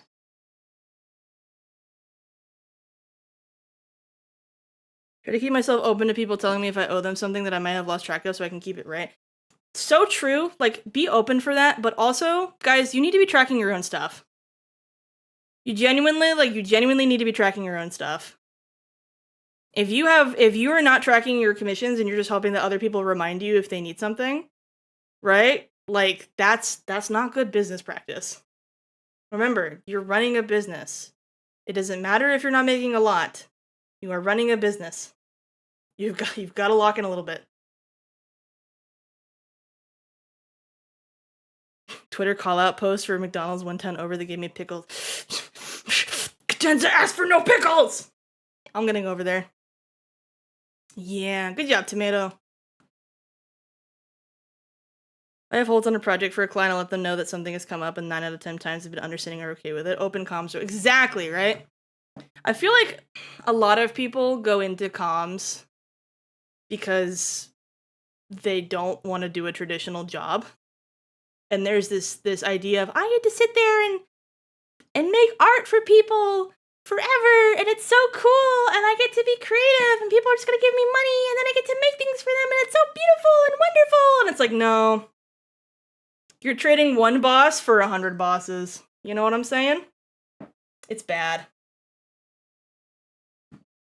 It's bad. It's not like, it is a, like, you choose your devil, guys. You choose your devil. Every creative job has a little devil on your shoulder. And that's a little capitalism demon, right? And it goes, you should monetize that. You could make money on this. I'll give you the power, right? But every single devil has a price. Every single devil has a price. Hi, AOHL. I'm on the rant box right now. You're coming straight into it. But every single devil has a price. Guys, if you want to make your own stuff, if you want to make a webcomic or an animation, and you want to have, like, your own thing where you have full creative control over it, you gotta learn how to shill the fuck out of it, right? If you want consistent money, you have to make sure that you're okay with drawing something that you don't care about all the fucking time. Right? if you wanna be able to make things for fandoms, then you have to learn how to be a fucking like seller of stuff. You have to get into merch. You have to go for what sells, right? You have to follow popular fandoms. Like that's what you have to do. It's okay what devil you choose, but you have to choose a devil. Even if the devil is that you're gonna go get a full-time job that's in a non-creative field and then you're gonna do art when you come home. That's also a perfectly fine devil to choose. The grass is never greener. You have to choose what devil you can face the most discomfort with. I always think of bitches who don't ask for anything end up at McDonald's for their birthday. Show yourself bestie, how else will people know what you're about? Fucking Zenbear Digital doing a 4-day birthday thing, and he had an accidental subathon at the end with like 233 subs and 200,000 bits just randomly at the end of his stream. And he had a big kudo board full of a bunch of art that people made for him and all the throne gifts that he bought just because he was willing to say that it was his birthday and we love him so much. It's okay to say that you're working on stuff, guys. It's okay to say, here's the stuff I'm working on. Here's what I'm about. I have things, I have needs. I have a project that I want to show you. That's okay. We got so off the rails about this. What were we doing? Was it Sin Confessions? I think it was Sin Confessions. I think it might have been.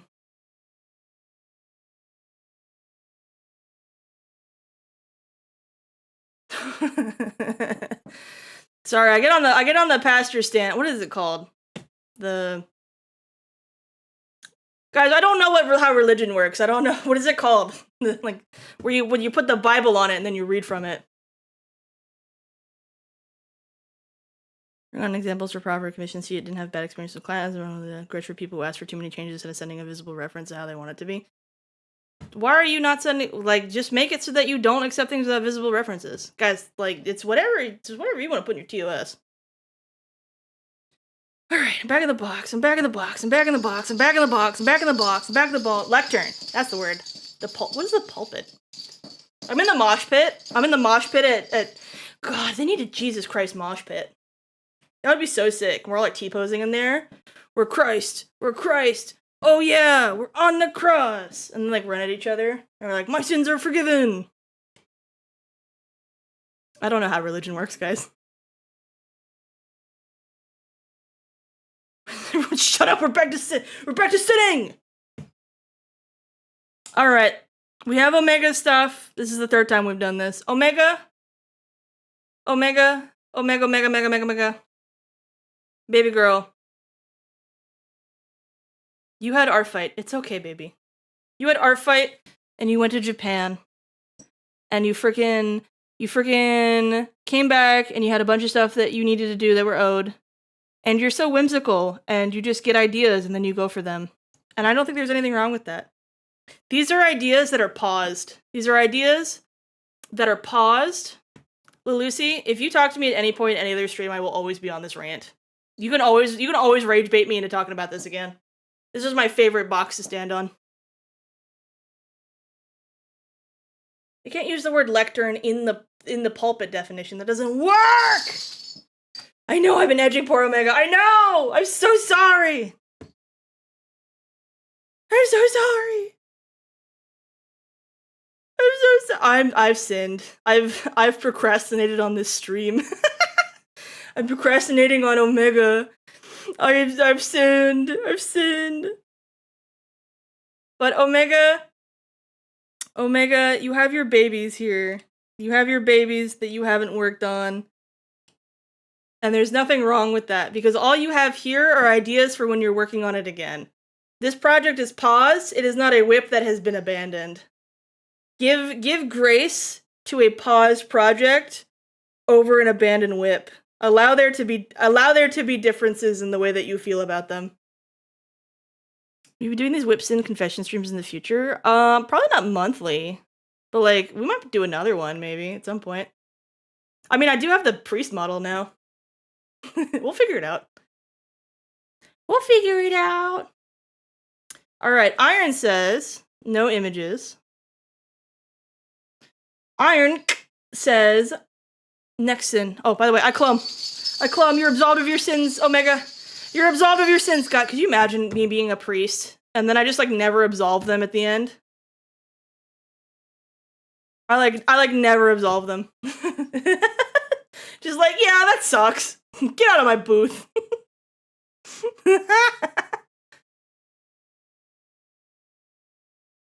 Glasdale, when did you get a pray emote?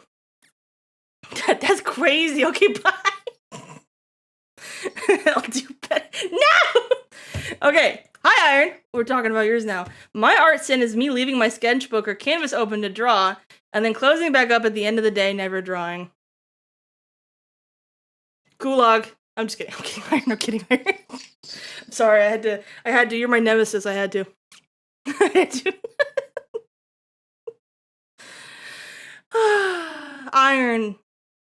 Iron, there's... You're putting too much pressure on yourself. That's not a sin. That's not a sin. That's just a choice.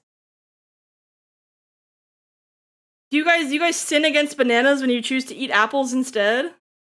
Are we not all just eating? Like, the important part is that you're doing anything, right? Made it while you were talking? Oh my god. I want to, and that's the bad part. What's keeping you from it, then? Because I'm sure that the sin, the feeling that you're sinning by not working on it, right? Remember, Iron, you can't do two things at once. You can't start drawing because you want to do something that makes you happy, and then also start drawing to relieve the guilt of not drawing. You can only do one of them. So you gotta remove the shame so that you can do it when you want to.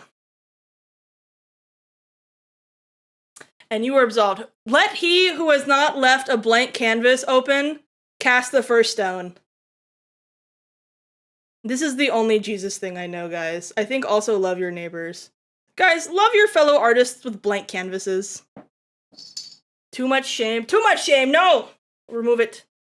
Cleanse it from your body. You are atoned of blank canvas syndrome. It's a medical condition. It's not a failure. It's not a moral failing. And there was nary a stone to be seen. Love your neighbors. Like the horses. I clomb! Alright, we're loading up more pieces. Here we go. Oop, not that one. I want this one. Alright, open link. Do do do boop boop boo doo. Doing that. Here we got Dev here. Small piece of my pile of works that I have never finished for one reason or another. Some failed OCs and fan art, so maybe someday I'll get back to them, but they have been sitting on my iPad for maybe a year or more. The first was an angel twink I was working on. I think I got tired with his figure, could never get it quite right. I also suffered from not knowing exactly what I wanted to do with his clothes. And then we have number 2. Second was a bit of fan art for a streamer. I think I know which streamer this is. I've seen that. I know which one that is. I was originally working on it for her debut, but it's been stuck in TBA for a long while now. Third was also to celebrate a streamer's debut, and I got busy and missed the window, never went back to finish it. Fourth is my husband, Silco. Started working on the print when I was planning to table at a con, but some economy issues stalled all of that, and that was left unfinished. Fifth was a horror monster I was working on. It's supposed to be a little guy that hugs people till their bones break, but the game was shelved, and the design went with it. Sixth was an experiment for a Magic the Gathering proxy. It died because I wasn't liking the look and still looking for this exact style of the proxies. And then seventh was a VTuber friend. Pop. But she took a bit of a break, and so I took a break as well. And then forgot it existed until about 5 minutes ago. Clone. Dev. I'm noticing a theme with all these, right? right? You're so fast at art. You're genuinely the quickest in the West, right? I'm putting you up there with the speed demons. I got Felis, I got Kotobuki, and I got you, right? You just don't finish things when the time for them has passed. You're a very opportunistic hunter, right? And you make things not for when they are finished, but rather for a specific deadline in your mind, right? And I don't think that that's a bad thing, but I do think that you're putting a lot of pressure on yourself to be so fast, you know? I think at this point, like you've made a bit of a name for yourself for being so quick and being able to just smack people at the most opportune moment with art. And I think because there is I haven't talked about this. I've talked about this a little bit, guys, but there's something called ego investment.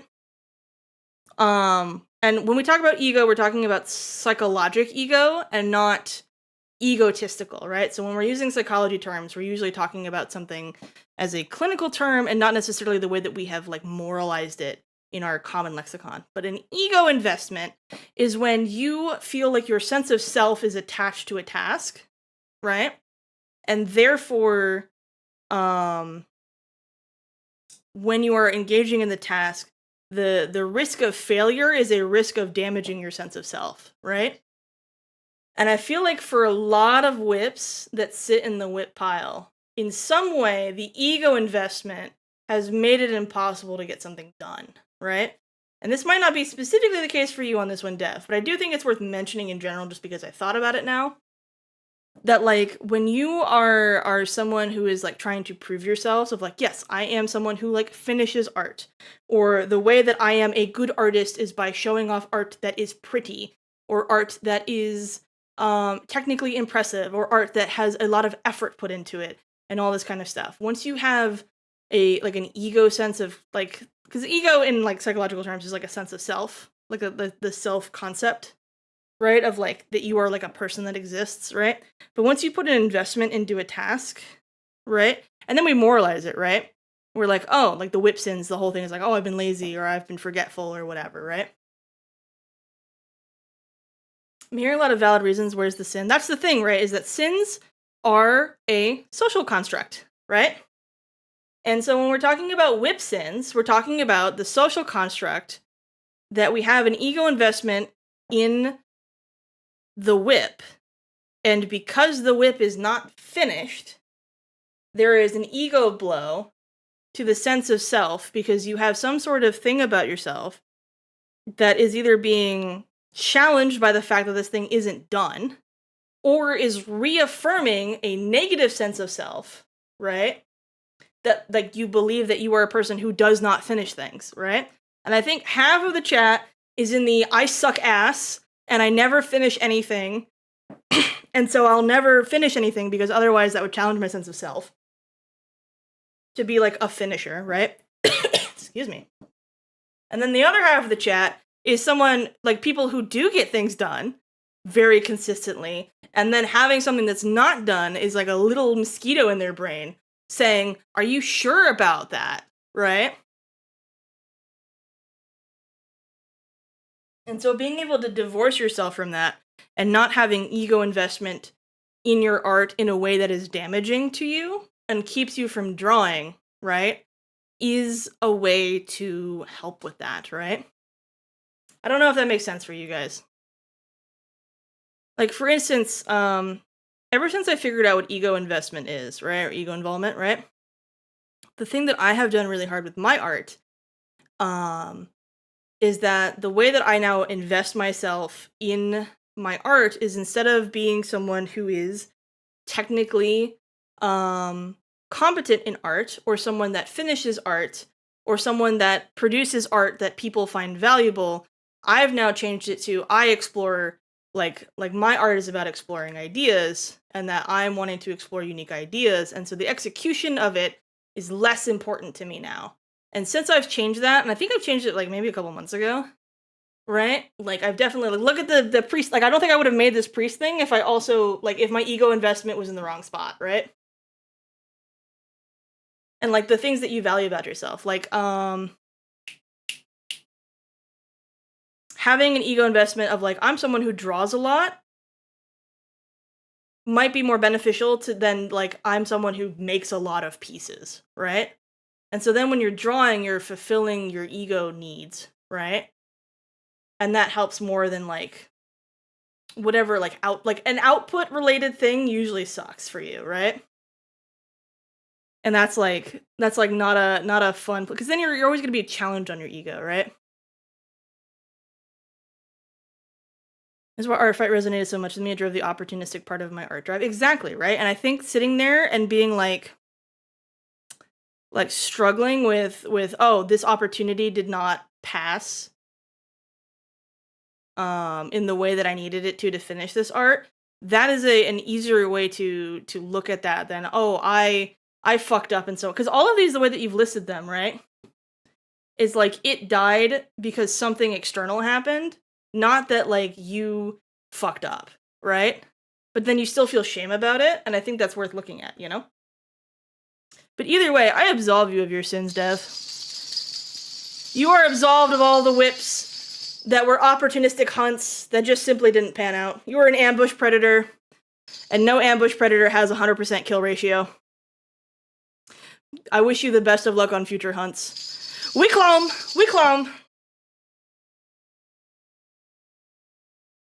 Alright, now we got Rion coming in. Speaking of model whip sins, 07, this one model that was supposed to be totally done by now. This outfit was so cute, but I don't know, I got bored and dropped it.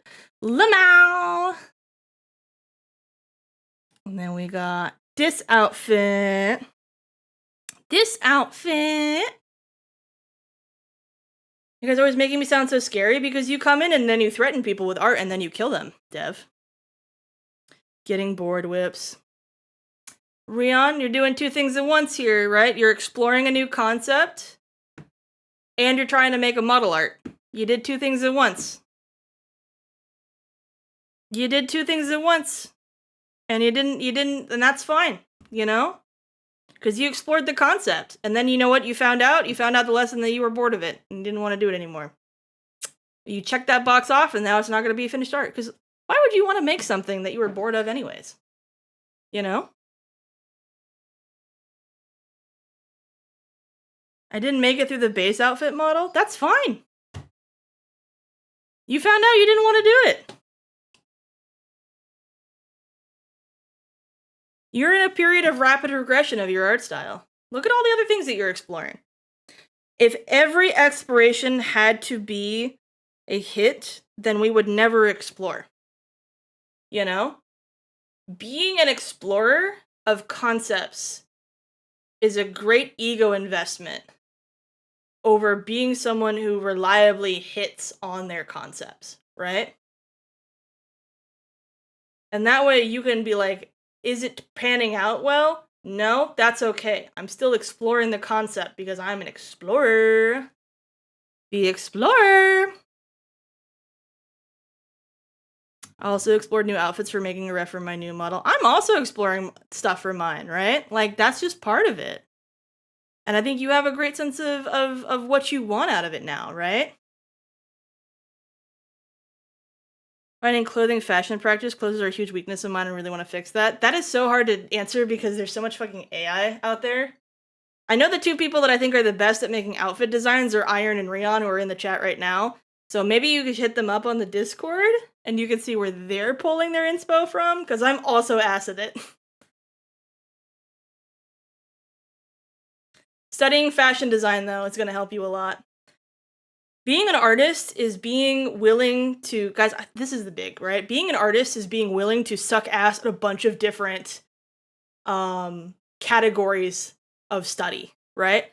Like, if you want to get better at character design, you have to be either really comfortable with sucking ass at biology to do creature design, or really comfortable sucking ass at fashion design or anything like that, right? Like, you gotta be an explorer. You gotta be an explorer, because like once you start to see all the different pieces that align up, you know, and the way that they think about it, right? I like to listen to the menswear guy on Twitter. That guy's so baby girl on not teaching me how clothes work. Every stroke on a canvas is just accrued XP. Yeah, just stroke really hard. Not a drop wasted. He is on Blue Sky. I see him sometimes, but I like to watch him fight Republicans and tell me how bad they dress. Just like an idiot in real life and never cared much about my own fashion sense and I know nothing about clothes and know where to start. Then you gotta start with fashion. You gotta dive into fashion. It's that whole Devil Wears Prada thing of like, you dress the way that you do because you want to communicate. Just remember that like outfits are communication. And I think like start with that, right? The same way that like you would do character design, like outfits are communication. So, but anyways, Rion, you are absolved of every outfit that you think is cute but then throw away. You are beautiful and you deserve to have many sets of clothes. And not all of them that you wear at all times. Some clothes are for you, and some clothes are for on the stage. And it's okay to choose between them. I clown! And you have already absolved yourself because you've been drawing yourself with all the fashion stuff lately. You're fine, you're not sinning. Alright, we're pulling up Nan Bread. I have sinned. At one point I promised Nanta in a maid dress to my stream. While I do love the dress, it was a pain to draw past. Do you guys hear that I'm shaking my leg right now? Oh yeah. It was a pain to draw past the rough stages and it really didn't fit them. The body type has changed significantly and I don't think it was meant to be. What happened here, Nan? What happened here? River forked, you know? The river forked. And you had to follow one path. The body changed or the outfit changed. Or you had the body type change. And therefore everything that you'd worked on. When you take away foundational pieces, I'm so sorry. I'm so sorry for the jingling. When you take away all the foundational pieces of what you're building on top of course the things that you're building on top of are going to change. And that's totally fine. And I think sitting there and being like, I removed a piece from my Jenga tower. Why did my Jenga tower fall over? Like, that's just how physics works, baby. I'm tempted to use the dress everywhere now that I've seen it again. Yeah, bring it out. But no, like, without shame that you haven't, like... You haven't, What is... Hold on, I gotta go back to checking my legs so my brain cells work. The thing with it all, right, is that, like, again, a paused project does not accrue shame, right? When we believe that something is abandoned, we believe that we have failed a thing, right? But when we say not never again, and we often will subconsciously say never again to a WIP, and then feel guilty about it, like we are denying that WIP the right to live, right? Saying not right now is not the good time, I will look at you later, and that later could be years in the future, right?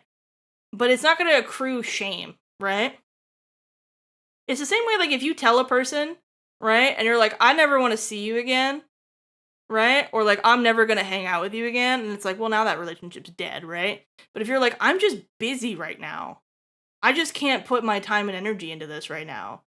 I need to go work on other things, and maybe we'll meet up later. That's totally fine, guys. You guys are allowed to talk to your WIPs and say, not right now. Just like a dog.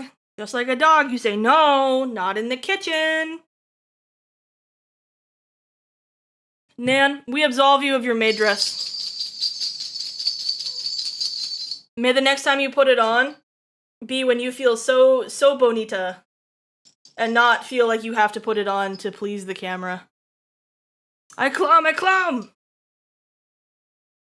Shaky. Alright, now we have Cryptid, we have Lore Cryptid, we have Leo! Alright, these are sketches that have been sitting gathering dust in my Procreate for a while. Perspective work always looks a bit squinched.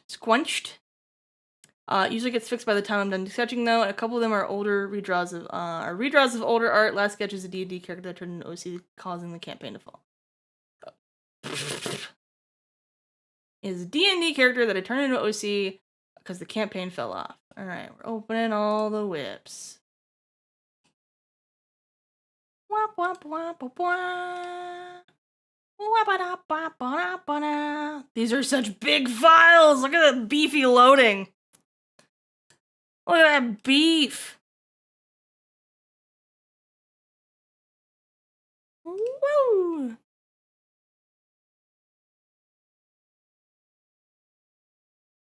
Leo, you said these are sketches. Allow them to be what you said they are. Don't attach dreams of oranges to the peaches you have. That is okay. You are forgiven for your sins. The sin only, not of a piece unrealized, right? But simply for giving them something that they never were going to take. You gave them the promise of being a full piece when you have deemed them a sketch, you know? And sketches are finished when sketches are done. Your files look heavy. Do you need help carrying them? Oh my god.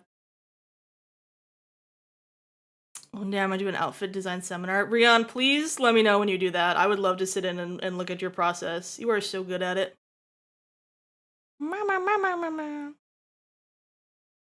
They are in the sketch phase. They're sketch. Yeah, they're not a WIP. They're not a project WIP. They're just a sketch. You're attaching too much to them. They can't be a sketch and a WIP. They can only be one. And since you said they are a sketch, there is no sin here. You are absolved. I clone. Don't allow them to be two things at once.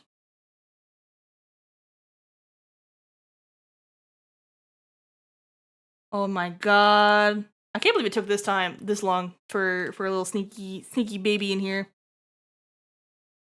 Cadenza says, started this fuck-ass little live 2D model in 2022 and then didn't finish it. Cadenza! I know you're in here. I know I saw you. Where are you? Let me come grab you. Come here! Come here! It's a fundamental. Are you arguing with the priest right now, Leo? This is sacrilegious. 10,000 years penance for you. You must now that you're arguing with the priest, you must now atone by drawing a bunch of sketches that will never be whips. Unclomed. No. We're still cloming on the sketches, it's fine.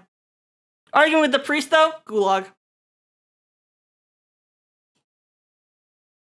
No, I'm explaining. See, but the thing is that I'm trying to tell you something that might be new information for you about how you view something. Because clearly you have guilt and shame about it, because it's coming to the sin stream.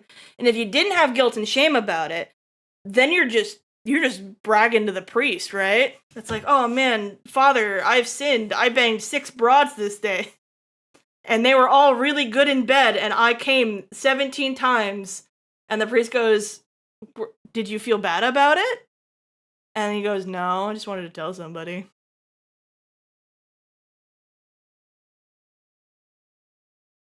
So, like, I know your explanation towards your guilt, and then I'm trying to explain in a way that moves you away from the guilt. And obviously that means that we're going to have a difference of opinion, right?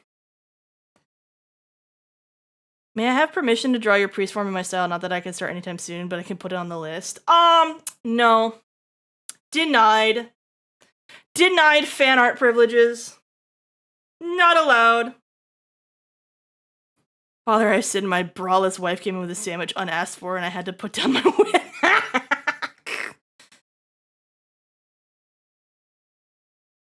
Dev, don't hurt yourself. Dev, you're doing that thing where you feel bad about things and then you're taking on a bunch of projects. Guys, you have to know this. If you're fucking neurodivergent, the moment that you're like, I need to take on 1 million projects, and also I vaguely feel bad about my life, that's the devil speaking. That's the devil. That's the devil. You gotta beat that. You gotta beat the devil out of it. You gotta beat the devil out of your heart. Don't get baited with it. Don't get baited with it. That's your ADHD saying, what if I fix my life by making my life super fucking stressed? Don't do it. Fix a core issue.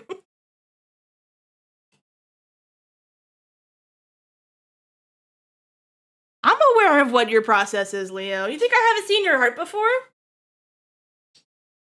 Open your mind to what I'm saying. Don't tell me that I'm saying what you're saying is wrong. Gotta beat off the devil? Well, only if you start drawing him. Then you might have to step away for a little bit. What if I am not the Delver? Delver!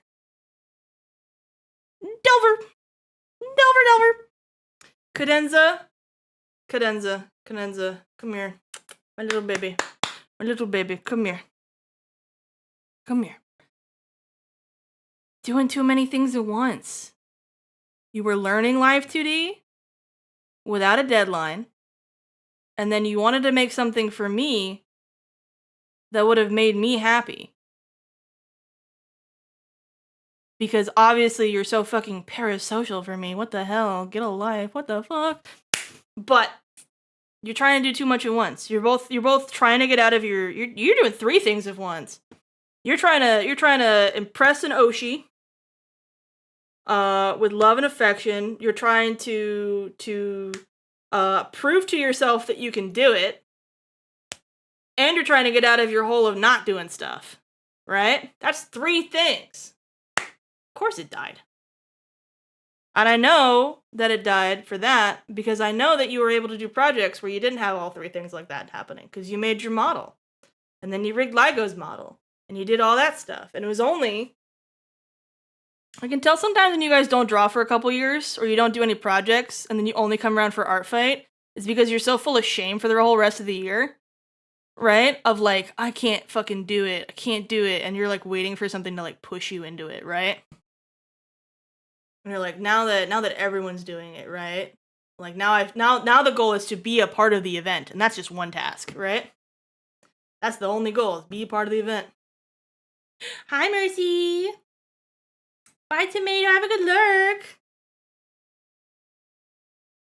Zoning on the Impress and Oshi thing because my real sins include more whips I never finished because I feel like it has a certain amount of good before it's something I care about a lot. My last one was Fuwawa and I didn't get that far. Remember how you got like 20k likes on an art that you thought was not impressive? Does it, like, objectively, it's not nearly as technically impressive as some of the crazy, like, 50-hour, like, full splash art looking shit that they have out there. But you made something that resonated with people. Because that was the goal, is that you made something to resonate with people, right? And you did that, and you were singular in your focus, and you did that, and then it did resonate with people, because, again, you were singular in your focus. To express your love for someone, and then also to impress someone is 2 things at once. You gotta watch out for that. And I, personally, absolve you of this whip.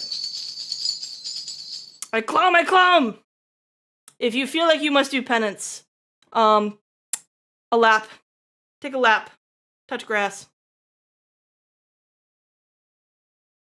I know you. You doing an art atonement. It's never gonna happen. I need you to go out and realize the joy and beauty of life. Only then can you come back to the table. Just got done touching grass. Oh my god, was it good grass? Was it good? Mama. Alright, now we have Peaches! I'm gonna throw a lot of stuff at you at once. Here you go. So many whips, so these are the ones I feel sad about. Especially the first one is the file got corrupted. The others are just uncompleted stuff I wanted to finish, but I never had the time or energy for.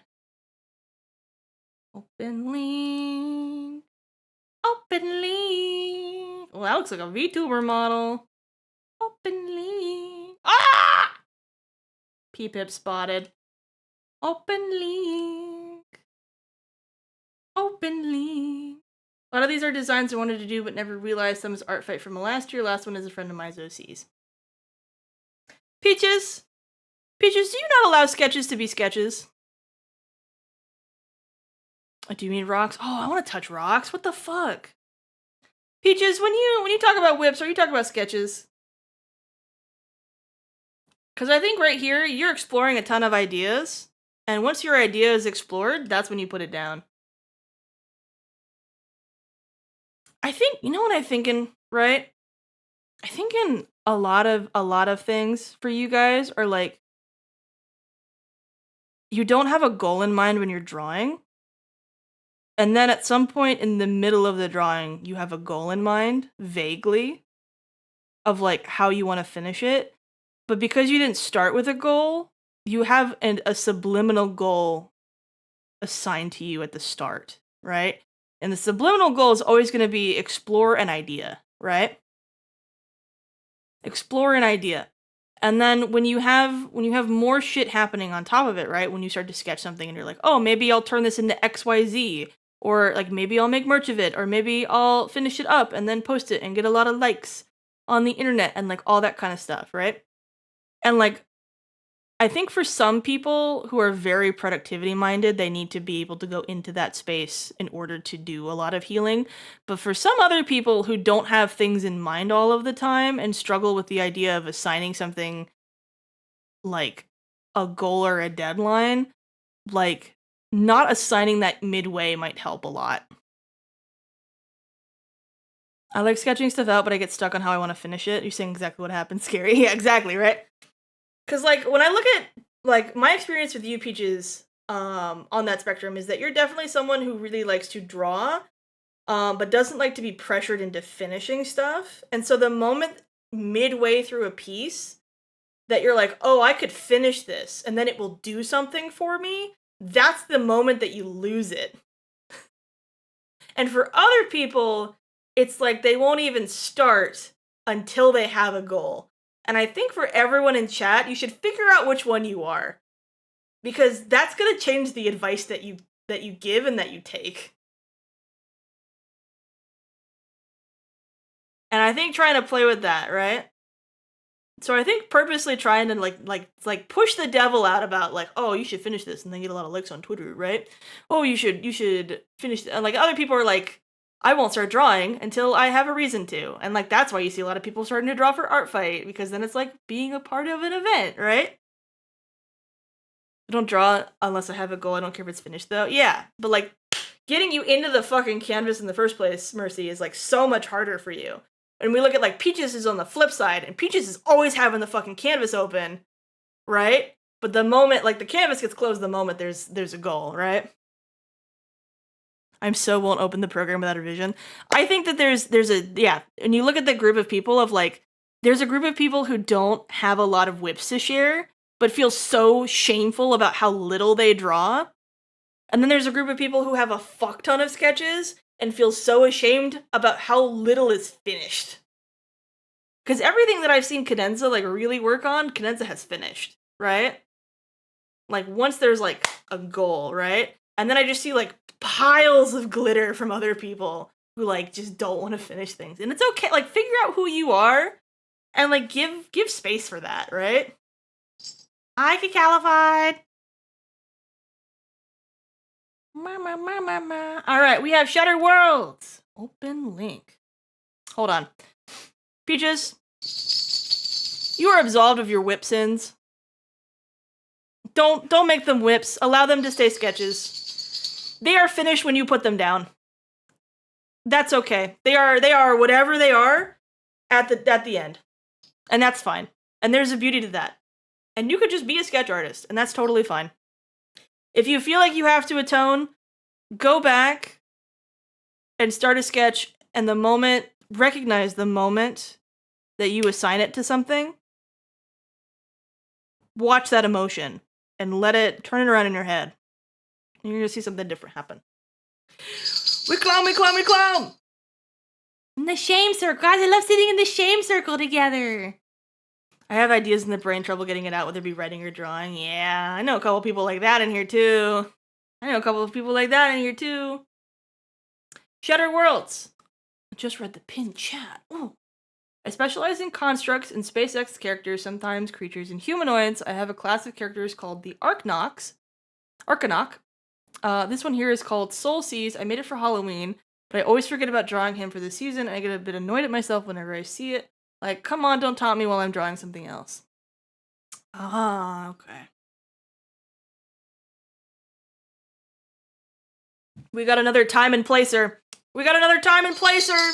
Oh, it's not the right time. It's not the right place to draw it. It's not the right time. It's not the right place to draw it. Shattered Worlds. What is the problem with drawing something not at the right time? What will happen if you draw something not for the season, you know? Does anything bad actually happen, or just does it not feel right? I think playing with that emotion a little bit, right? That's something to look at, of like, what is the purpose of having, like, to sit there and have the holiday sort of weigh on you because you're not doing the thing that you're supposed to do. I'm sure everyone who does VTubing in here also feels that, of like, I don't have my beach outfit ready for summer, and I don't have a Halloween costume on my VTuber model, and I don't have a Christmas outfit, and I don't have anything for my anniversary or my birthday or my affiliate anniversary or my partner anniversary or my 3.0 model or right? Like, it's okay to come when it comes, right? Do you guys all notice that all the VTuber like beach episode models come out in like July and August because they don't get done for May and June? That's okay. It comes when it comes. Guys, if you guys did a Halloween thing in December, I would so go for that. Allow it to be a unique experience. It's okay. We don't always have to time everything perfectly in our lives, right? If you're stuck in a place where things have to be ready when they're supposed to be ready, right? Great, thank you for the gift sub. Feel guilt for not streaming on my anniversary, even though literally people expected me to. I expect you not to at this point, Cadenza. Cal! I'm back in the fucking building! Cal, welcome on in! Hello, everybody! Mind my crackly voice. Hello. Can I get that big shout out for Cal, for Comic Cat? Hi, Poism! Hi! Welcome on in, everybody. Oh my god, you're playing Deltarune? I don't know anything about Deltarune, but I'm also cool with spoilers. So, like, let me know. Fuck everyone else in chat. I just... if they get spoiled, that's their own fault. I'd love for you to tell me what you were up to. Is chapter 3, chapter 4? Did you just start chapter 1? Like, what's going on? For anybody coming in, my name is Rune. I'm a sci-fi chimera VTuber. Mind the nun outfit today. This is a special event stream. Today we are going over our WIP sins. In my Discord, we have had a fuck ton of people post sins of the WIPs that they feel shamed about not finishing. Anything from sketches to abandoned projects to just freaking, oh my god, I promised someone something and then I forgot. That's what we're up to. Chapter 1, let's go! Is that the Spamton chapter? Everyone knows about Spamton at this point, right? He's not a spoiler at this point. Should you do Christmas themed stuff in summer more? Yeah, let's go! Chapter 2. Who's chapter 1 then? Oh, is that Queen? I see that character around too. King. Yeah, okay. I'm figuring it out. I'm figuring it out. So much pressure to do big things for Halloween. It's so embarrassing. It's so embarrassing. McQueen? So I'll be like Gravity Falls and make her Summerween. Yeah, that'd be so fun. Rune, let's play Deltarune. Bring it up to the union meeting. But yeah, we're talking about whip sins today. You guys are free to stay. We're just about to bless Shatter Worlds with Atonement. Shatter Worlds, you are annulled of expectation for Halloween. You will you require no atonement. Actually, if you wish to atone through deeds, draw this character before October, before Halloween, and free yourself of the burden. Otherwise, you are blessed away from your sins. I clone. But yeah, Cal, if you got a dip, you're free to dip, and we'll hang out with your babies. If you guys have whip sins you want to post, they're in my Discord. There's an event channel, you can post them. We're coming towards the end of it here. So I would not, it's a 50-50 on whether or not we're going another hour, I guess. The cardinal sin of playing Overwatch. Gulag, 10,000 years hell. 10,000 years will not ascend to Buddha. Decimating your soul. No, Ria, no, I don't like that. My mama. 10,000 years no bitches. 10,000 years no bitches. Your lads characters lose your period tracker info. That data gets wiped. All your cookies are lost. We don't treat Overwatch Overwatch players kindly here. Oh my god. All right. We've got a whip from Zen. We've got an interesting whip. Let's go. Whoop. All right, we're cut off a little bit here, but I think you guys get the vibe. Not sure if this is art-based whips or not. No, it's not. You can bring in a whip of whatever you want. This is a project I've been working on since 2022. Scrapped twice and rebuilt from scratch. Got the closest last year, but have lost all motivation to work on this particular full project. A creator companion to help keep on top of projects, assets, etc. It sucks because I love building these systems, but this is a large project that is never quite right. Very beautiful. What is the goal here? Because I'm hearing a vague amorphous goal, which is going to translate to vague amorphous expectations, which is going to translate to not getting this shit done. Because if you're trying to please everyone with it, you'll please no one. You'll please absolutely no one. If you build for every contingency, you simply will not have a plan, right? At some point, you got to commit to, like, the fear of the unknown of something not existing, right? And also iterations exist, right?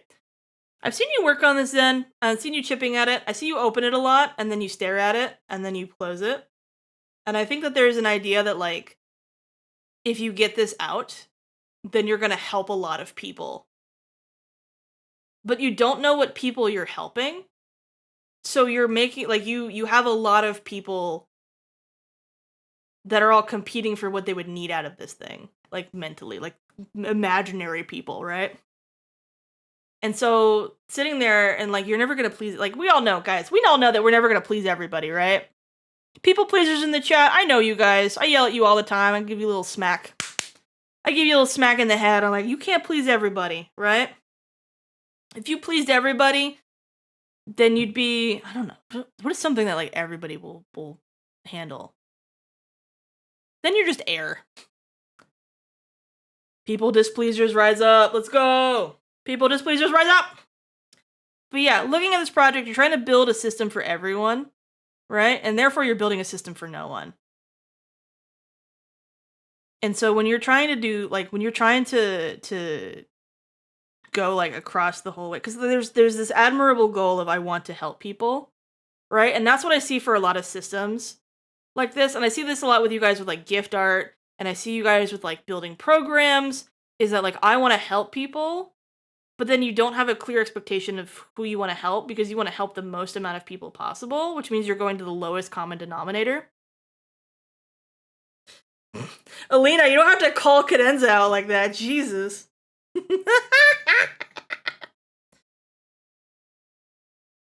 Definitely a project of scope creep of things that don't all mesh well together, which messes with the trying to keep it as simple as possible.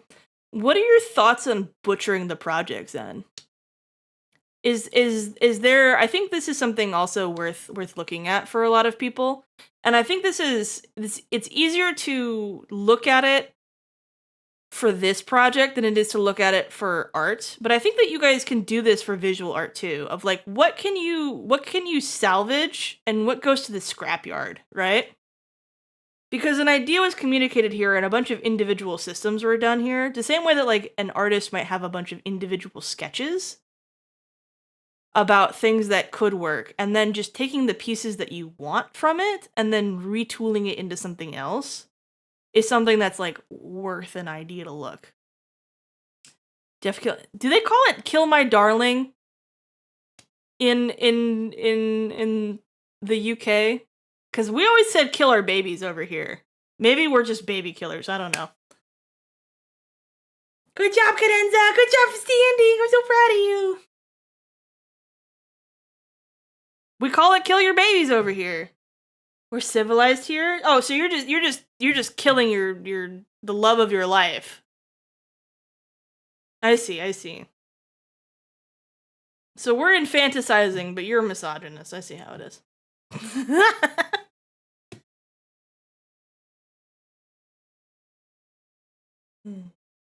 I feel like there's ego investment here, right? Let's prune our projects once in a while. I think that there's an idea of triaging what we're working on, but I think there's also the idea of like sometimes in order to take a step forward, you have to delete stuff, you know? Do you guys ever get stuck on this thing in visual art, right? Where you're trying to get something on your sketch to work and it's just you're trying a bunch of things at once. Like say that you're drawing a headshot and you just can't draw the shoulder right because you're trying to do something, right? And you just keep drawing over and over and over and over and over again. And it just won't fucking work. And then at some point you decide to be really frustrated and then you erase part of the face. And then that allows you to rethink about it. And you're like, oh no, the head has been turned wrong the whole time. And like you haven't wanted to undo all the work that you've already done. But the only way this thing is gonna work is if you erase that stuff and then come back and like redo it. You know?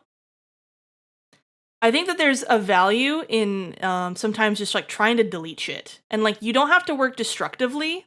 And what I mean by that, guys, if you don't know what that means, destructive actions are things that you cannot undo. And non-destructive actions are things that you can go back to a previous iteration of.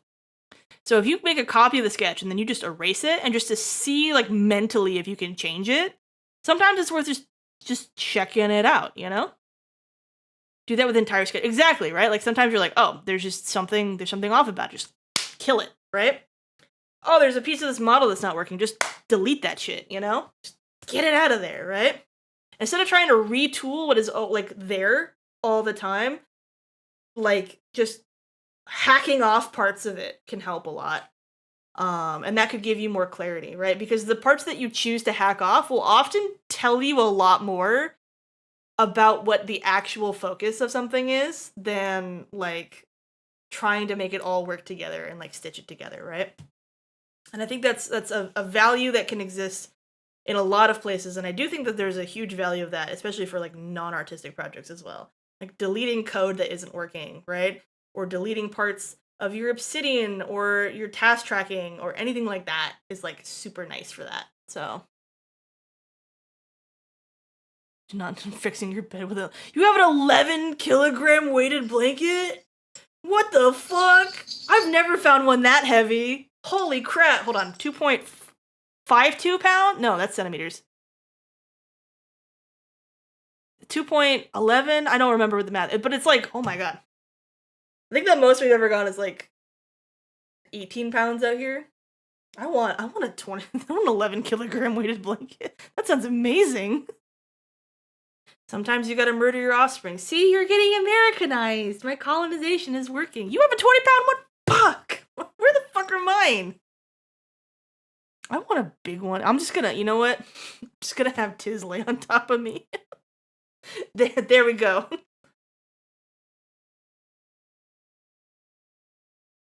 I like weighted blankets to like sit in between my legs, and then it feels like it's pushing one of my legs down and the other one can kind of still wiggle around. But then I stay anchored. 24 pounds. Wow, what the fuck? I'm jealous. I wanted so... I didn't get to use a weighted blanket for years because I had a cat that wanted to crawl underneath the blankets with me all the time, and I was always so scared that she was gonna get crushed. Like if I shifted wrong in the middle of the night and she no longer like had a pocket in between my legs, and they would just go because I tried putting it on her a couple times just to see what she would do, and she always got really stuck in there. But now I can go back to weighted blanket land. All right, Zen. We absolve you of your sins. Our babies are often the thing that give us the most grief in this world. It's okay to kill things. But it's also okay to you know, take it out of school and then put it in a new school. Or like chop it up into pieces and all that kind of stuff. If you're looking for atonement through services, I would try very much to make a copy of it and just see what happens if you can cut it up into individual modules. And see if that gives you clarity on what you want for this project. But otherwise, I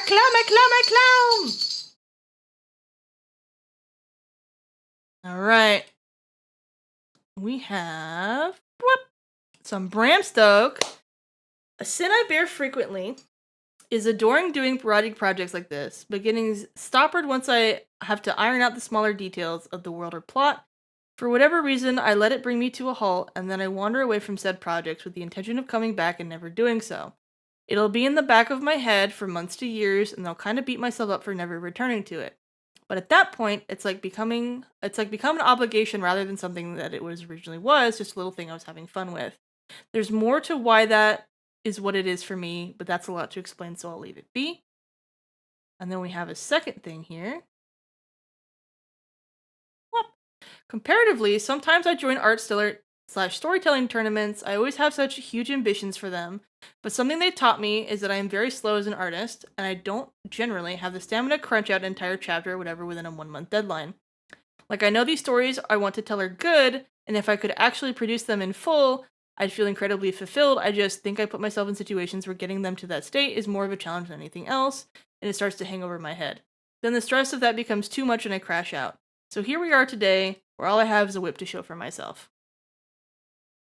We're having scope creep again. We're having the scope creepers. Scope creeper. All right. Here's what I'm thinking, folks, right?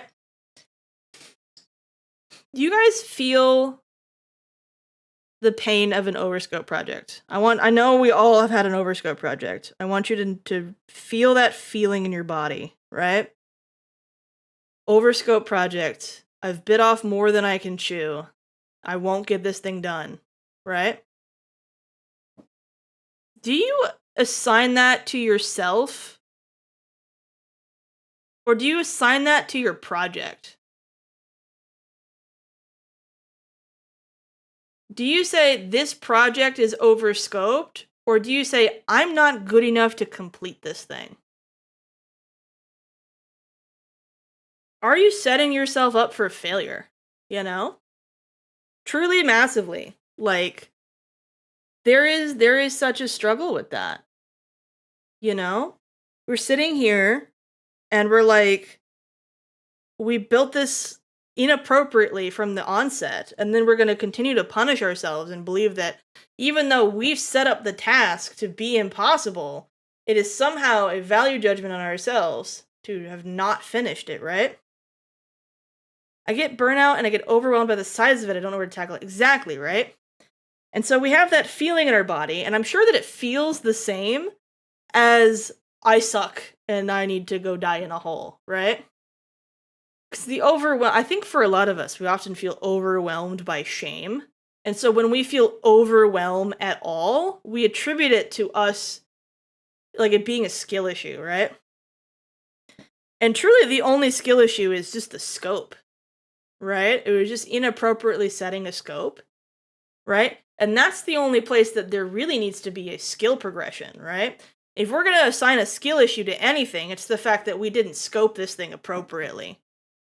And that's what's going to kill us every time, right? And I think for a lot of people in here, I'm seeing a lot of people in the camp of every time I need to open a program, I need to finish something, or I won't work on something unless I have a goal. That goal is often too lofty, and not like lofty as in like you're dirt, you're trash, you'll never go there, you'll never do it. You're self-harming by setting a goal that you can't complete and knowing that you can't complete it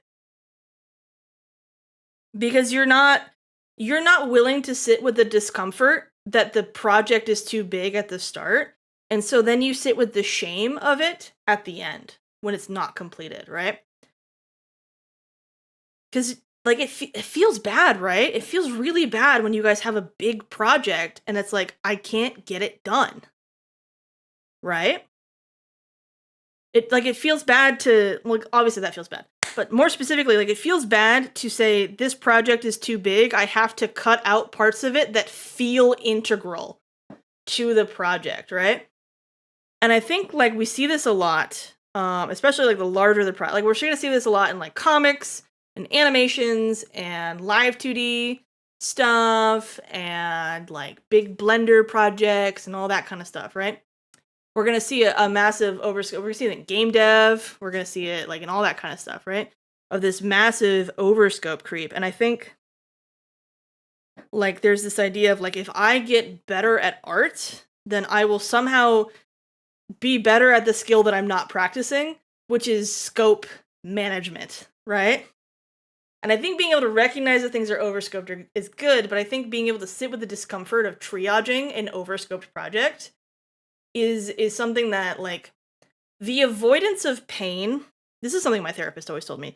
The avoidance of pain is not serving you the same way that going towards your values is. And they will often look similar, but you have to really dig into being okay with discomfort in order to actually move towards your goals, right? There are very few, like, values in our lives that aren't going to have a bit of discomfort when they are challenged, right? And so if we're avoiding the discomfort of having to tell our project this is too much, we can't do it this far, or like finding out halfway through of, like, I cannot complete all of this. Like, I need to change art styles. I need to cut parts of it, right? I need to do all that kind of stuff. And learning to triage, you guys know what triage means, right? Like, medically, but, like, we also do it with projects, right? Triage is picking the most important things based on need and urgency and stuff, right? So, like, triage in a ER, for instance, is like the guy who got his arm cut off before the guy that has a mild cough, you know? Hi, random. But yeah, so having that system, right, in place and practicing that, right? And trying to make the smallest thing possible, right? But then making a thing, I think, is, like, something that, like, a lot of these month-long things are trying to teach you, Bram. Like, the month-long comic stuff, and then the writing projects and stuff, and, like, sometimes the triage is that it looks a little unfinished, right? Maybe the world building wasn't actually figured out in your writing pieces, or maybe you're just making a one-page comic for the comic stuff, right? And, like, learning, like, where do you feel comfortable triaging? Because I think that's, like, we talk about art style too, right? And I think art style, for a lot of you guys, you think about it's like, what do you like to draw? But art style is so much more than that. And part of the way that art style is so much more than that is what details do you triage when you go for things, right? Like, something that I triage really strongly is clean line art, but I won't triage color theory, right? I think we all triage backgrounds. We're all very good at triaging backgrounds. Or we're triaging hands, we're triaging expressions, or whatever, right? And, like, that's a huge part of what our art style is. It's based on, like, what are we valuing and what are we triaging, right?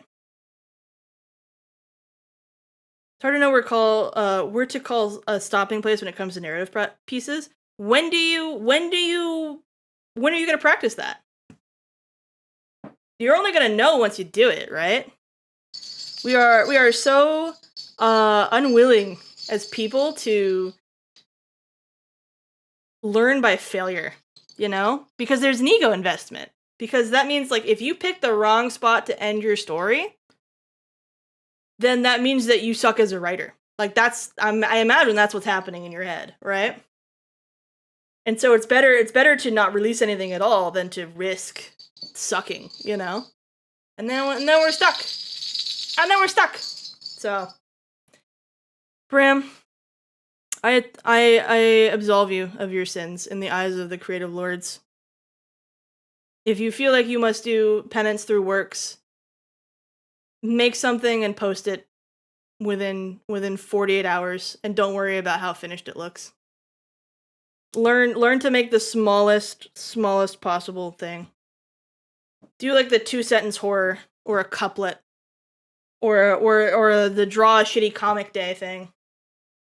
And then allow them to actually teach you the lesson of triage by making sure that you finish something, no matter how shitty you think that it is, right? But otherwise, you are absolved. I clone! Make small. I clone. Alright, we've got 2 more. We've got Kakali. I guess I can post this as a WIP. Whoop. I keep trying to improve my idle doodles and actually draw anatomy and full bodies, but I keep feeling like I get it all wrong and shredding the WIPs. End up only feeling like I can draw headshots. Absolve me of staying in the comfort zone sins. Let me grab a drink, or else I'm gonna hurt my voice again. I'm back at my nuggies. I want one. I want nuggies. What the fuck? Kakali, what you have not presented here is a work in progress of a specific piece, but you have posted here a work in progress of your artistic journey. And you have created yourself a shame spiral in your own artistic journey, which is one of the most grievous sins in the entirety. Like, you have not sinned against other people by not finishing things that they asked for. You have not sinned against your ideas by not finishing them. You have sinned against the creative process. This is the most grievous sin. This is a 10 commandment creative sin here. You have given yourself shame in what you are able to make in a way that's going to keep you from being able to make anything. I fear for your soul right now. And you have to let go this idea that you must always be pushing yourself out of your comfort zone in order to feel like you are having worth as an artist, right? There is a mindset for improvement that does not involve disparaging what you have now.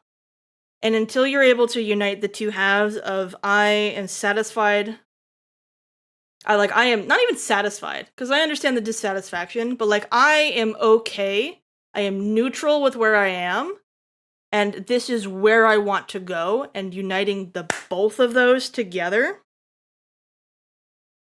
you will forever be crippled. Being unable to acknowledge your past by shredding your WIPs, and being unable to move towards your future because you are assigning yourself as someone who can only do headshots, will kill you creatively. And we can see a lot of people in this chat right now, and I know there's a lot of you in here, right? Because I can see the chat is split between a lot of people who do a lot and feel guilty about it, and a lot of people who don't do anything and feel guilty about it, but you are headed to the path of the latter. Do not give yourself shame in your process like this. It will kill you. You are absolved of the sin of thinking that you have to be out of your comfort zone right now. It is okay to want to move out of your comfort zone, but the feeling that you have to because you are not making art that you are proud of, that's a no-go right there, right? We can't have that happen. You're gonna crash out and burn out. It's not gonna be good. So you are absolved of that if you must atone through works and not through the confessional booth. I need you to not shred your WIPs anymore. How on earth are you supposed to know when you have made the changes that you want without a documentation of where you've been? You will go in 10 years, you will be so sad that you have lost all of that. The pieces that I have managed to recover through my time, I cherish them to show people where I am and to show people where I've been and how far I've come and how I've changed. And to shred your past means that you have nothing to build on for your future. You are absolved of needing to come out of your sin or come out of your comfort zone with this. You are only allowed to leave once you have kept your past well documented so that you know how to go in the future. I clone.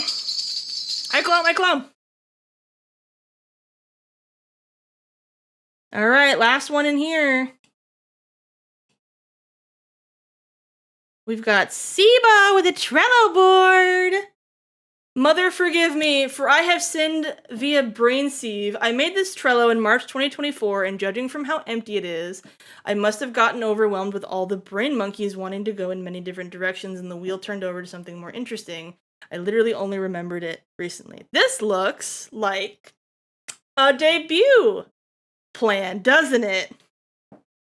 This looks like a debut plan, doesn't it? Oh, we know how debut plans go, don't we? Or a stream plan, at least.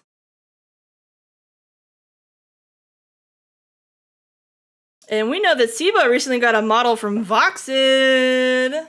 And I know you've been talking about setting up your stream stuff lately, Sibo, so I can see where this is coming from. I love talking about people getting into streaming. It does say stream plan in the top left. It does. Don't we have quite a few people in this chat that stream maybe once every couple of weeks at max? Maybe once every couple of months? We got a lot of those people in here right now, right? I can see all of them in the chat right now. And then you know what I also can see? I can see a lot of people who stream several times a week. And you know what I see between the two of them? I see a fuck ton of scuff in the ladder, don't I? Everyone who streams consistently, if you're streaming at least once a week, raise your hand. And is your stream scuffed as fuck? Are you missing things on your stream? Are you missing follower announcements? Have you not updated your channel point name for 2.5 years? Have you not set up a bunch of things that Twitch wants you to set up? Have you not changed to a new bot? Have you set up Seribot? Have you set up all of your commands? When's the last time you made a new command? Have you set up your bit redeems? Do you have anything engaging your chat whenever a hype train comes in?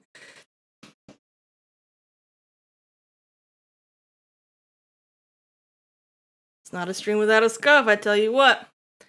I look at the people in chat. Sibo, you are carrying the sins of everyone in chat that is so scared to stream. I tell you what. It's a journey. It's not a destination. And I know that's really fucking corny, right? But it's so true. Streaming is a medium. It is not a thing that you earn. It's not a thing that you earn. It's not a I'm ready for streaming, guys. I watch this over and over again. Hello, Kane. Hello, Maple. Proud of you, rude ass. I did update. Yee. I don't remember when I did that. I forget.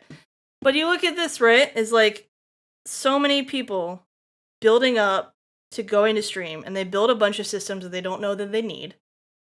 And then they deny themselves the ability to learn that stuff, right? Just remember, it's a medium, right? Every stream is an art piece. Every stream an art piece, right? Imagine sitting there and waiting to prep your canvas all the fucking time, right? You don't even know what you like painting yet. No wonder you're so overwhelmed. How are you supposed to predict every single possible thing because you have no data to figure out what you like and don't like? How are you supposed to know?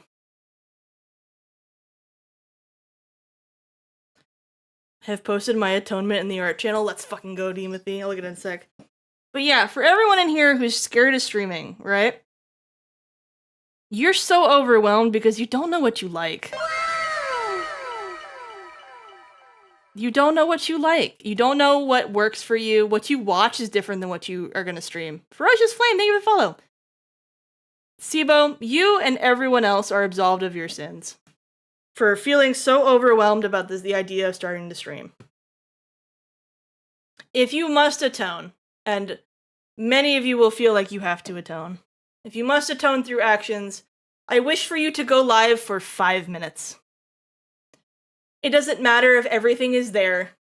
Just click the button that goes live. Guys, I remember when Gamma started. You guys remember Too Much Gamma? Can I get a shout out for Too Much Gamma?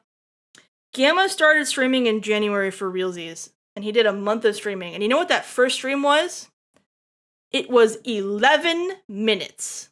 It was 10 minutes of starting soon, and then a little and that was it. We had like a little thing and then it was over. That's all we had. And it still is so fucking memorable. It was content. It was so good. And then he was able to work through the fear, and look, now he streams consistently.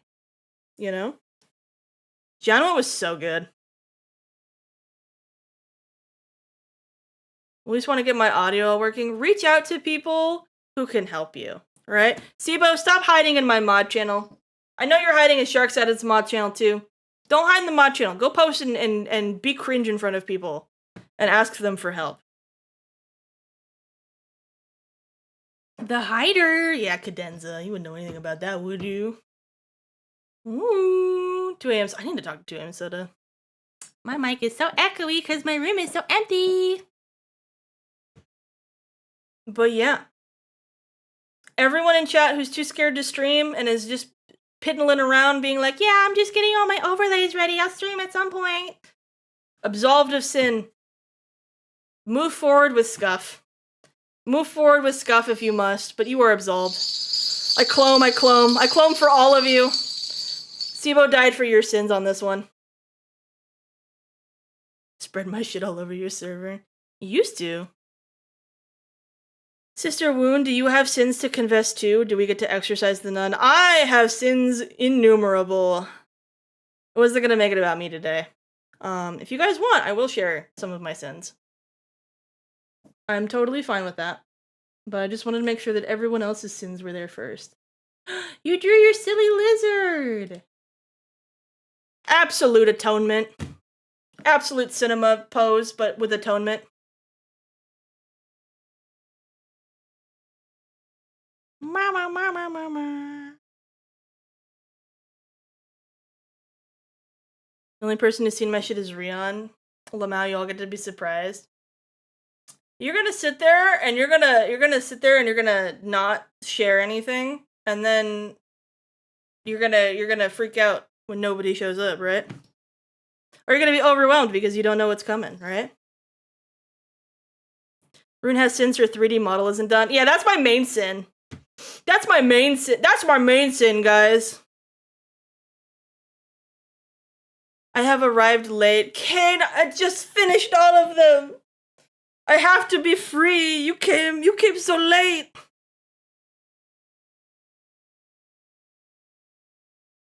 Scuffed audio on the first stream. Guys, I went downstairs to Tiz started streaming again the other day, right? He had that stream in the middle of the night. And we sat there, and he had such a pretty, like, layout, and he had everything set up, and his stream looked more professional than me, and then he started the stream muted. Like, it's fine. It's fine. You can't, like, the scuff will happen at some point. With my sin and make it my strength. No, Kane! I can't keep getting drip fed at the end. I'm gonna die. But no, you guys know my model is my main sin. You guys know my model is my main sin. You know my model is my main sin. You know it's my main sin. I have many other sins. Most of them are merch design related, but you guys know I hold on to all of it and I release it. I release it pretty often of like, yep, that's a whip that just doesn't exist. If anything, this entire stream was a practice in this is not what I wanted the stream to look like today, you know? So, you know, here's the whips. The whippy whips. But no, this is not what stream was supposed to look like today. It is not what it's supposed to look like today. But you know, that's the beauty of triaging, right? So we figure it out. We say we're gonna do what we can. I was supposed to move. Guys, my hands were supposed to move. My eyes are still closed. I threw this thing in a Pingertuber remix in the 10 minutes before stream.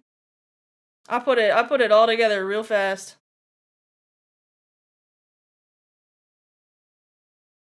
Mama.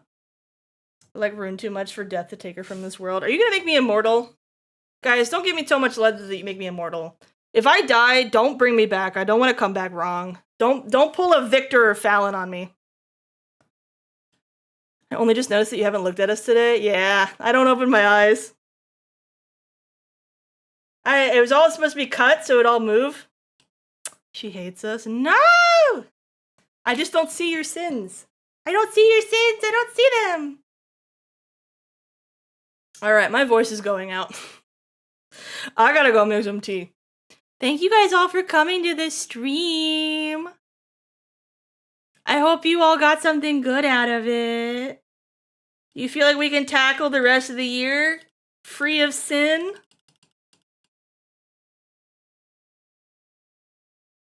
We didn't know this was coming until Rune told. That's exactly the point, Bram!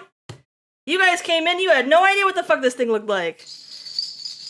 I was gonna sew my bells onto my shirt collar. They're just in my pockets. They're just in my pockets.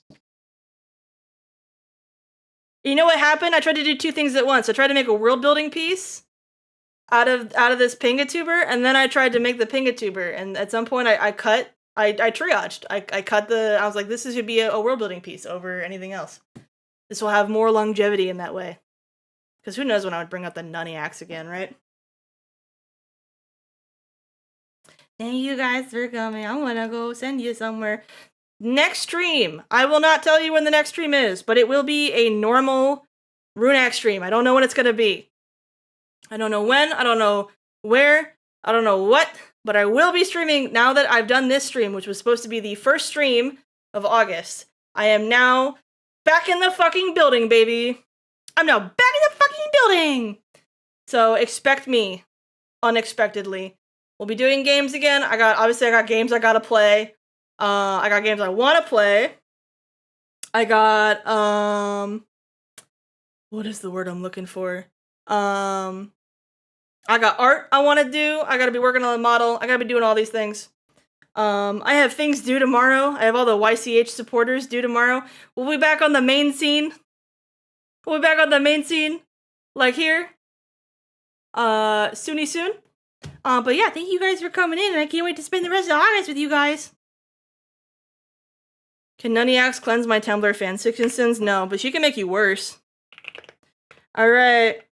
I see Lainey is playing Burt Time, which is the game that Tizadar, Voxid, Morse Amalgam, and Samito worked on together, so we're gonna go hang out with Miscellaneous, or Lainey, for short. Wop wop wop! Burt Time! Alright, our raid message is gonna be Burt cleanse us.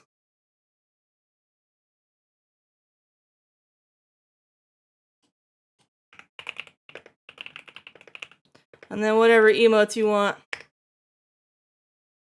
Yippee! Alright. Oh my god, why are there so many people in these streams lately? When do I start getting a 40 viewer average? You guys are scaring the crap out of me. I don't like this. I don't like getting popular. People care about me. It's gross. Get out of my house! I'll see you guys later! I'll see you probably after the weekend. Ah! You're cool. Room for partner now! You guys know how long I finally cleared out all my emotes. I finally have all the emote slots. You can't make me have partner. I'll never fill them. I peaked in Genoa? No, you didn't. You're fucking amazing, Gemma. Shut the hell up! Alright, goodbye, everybody. Bye!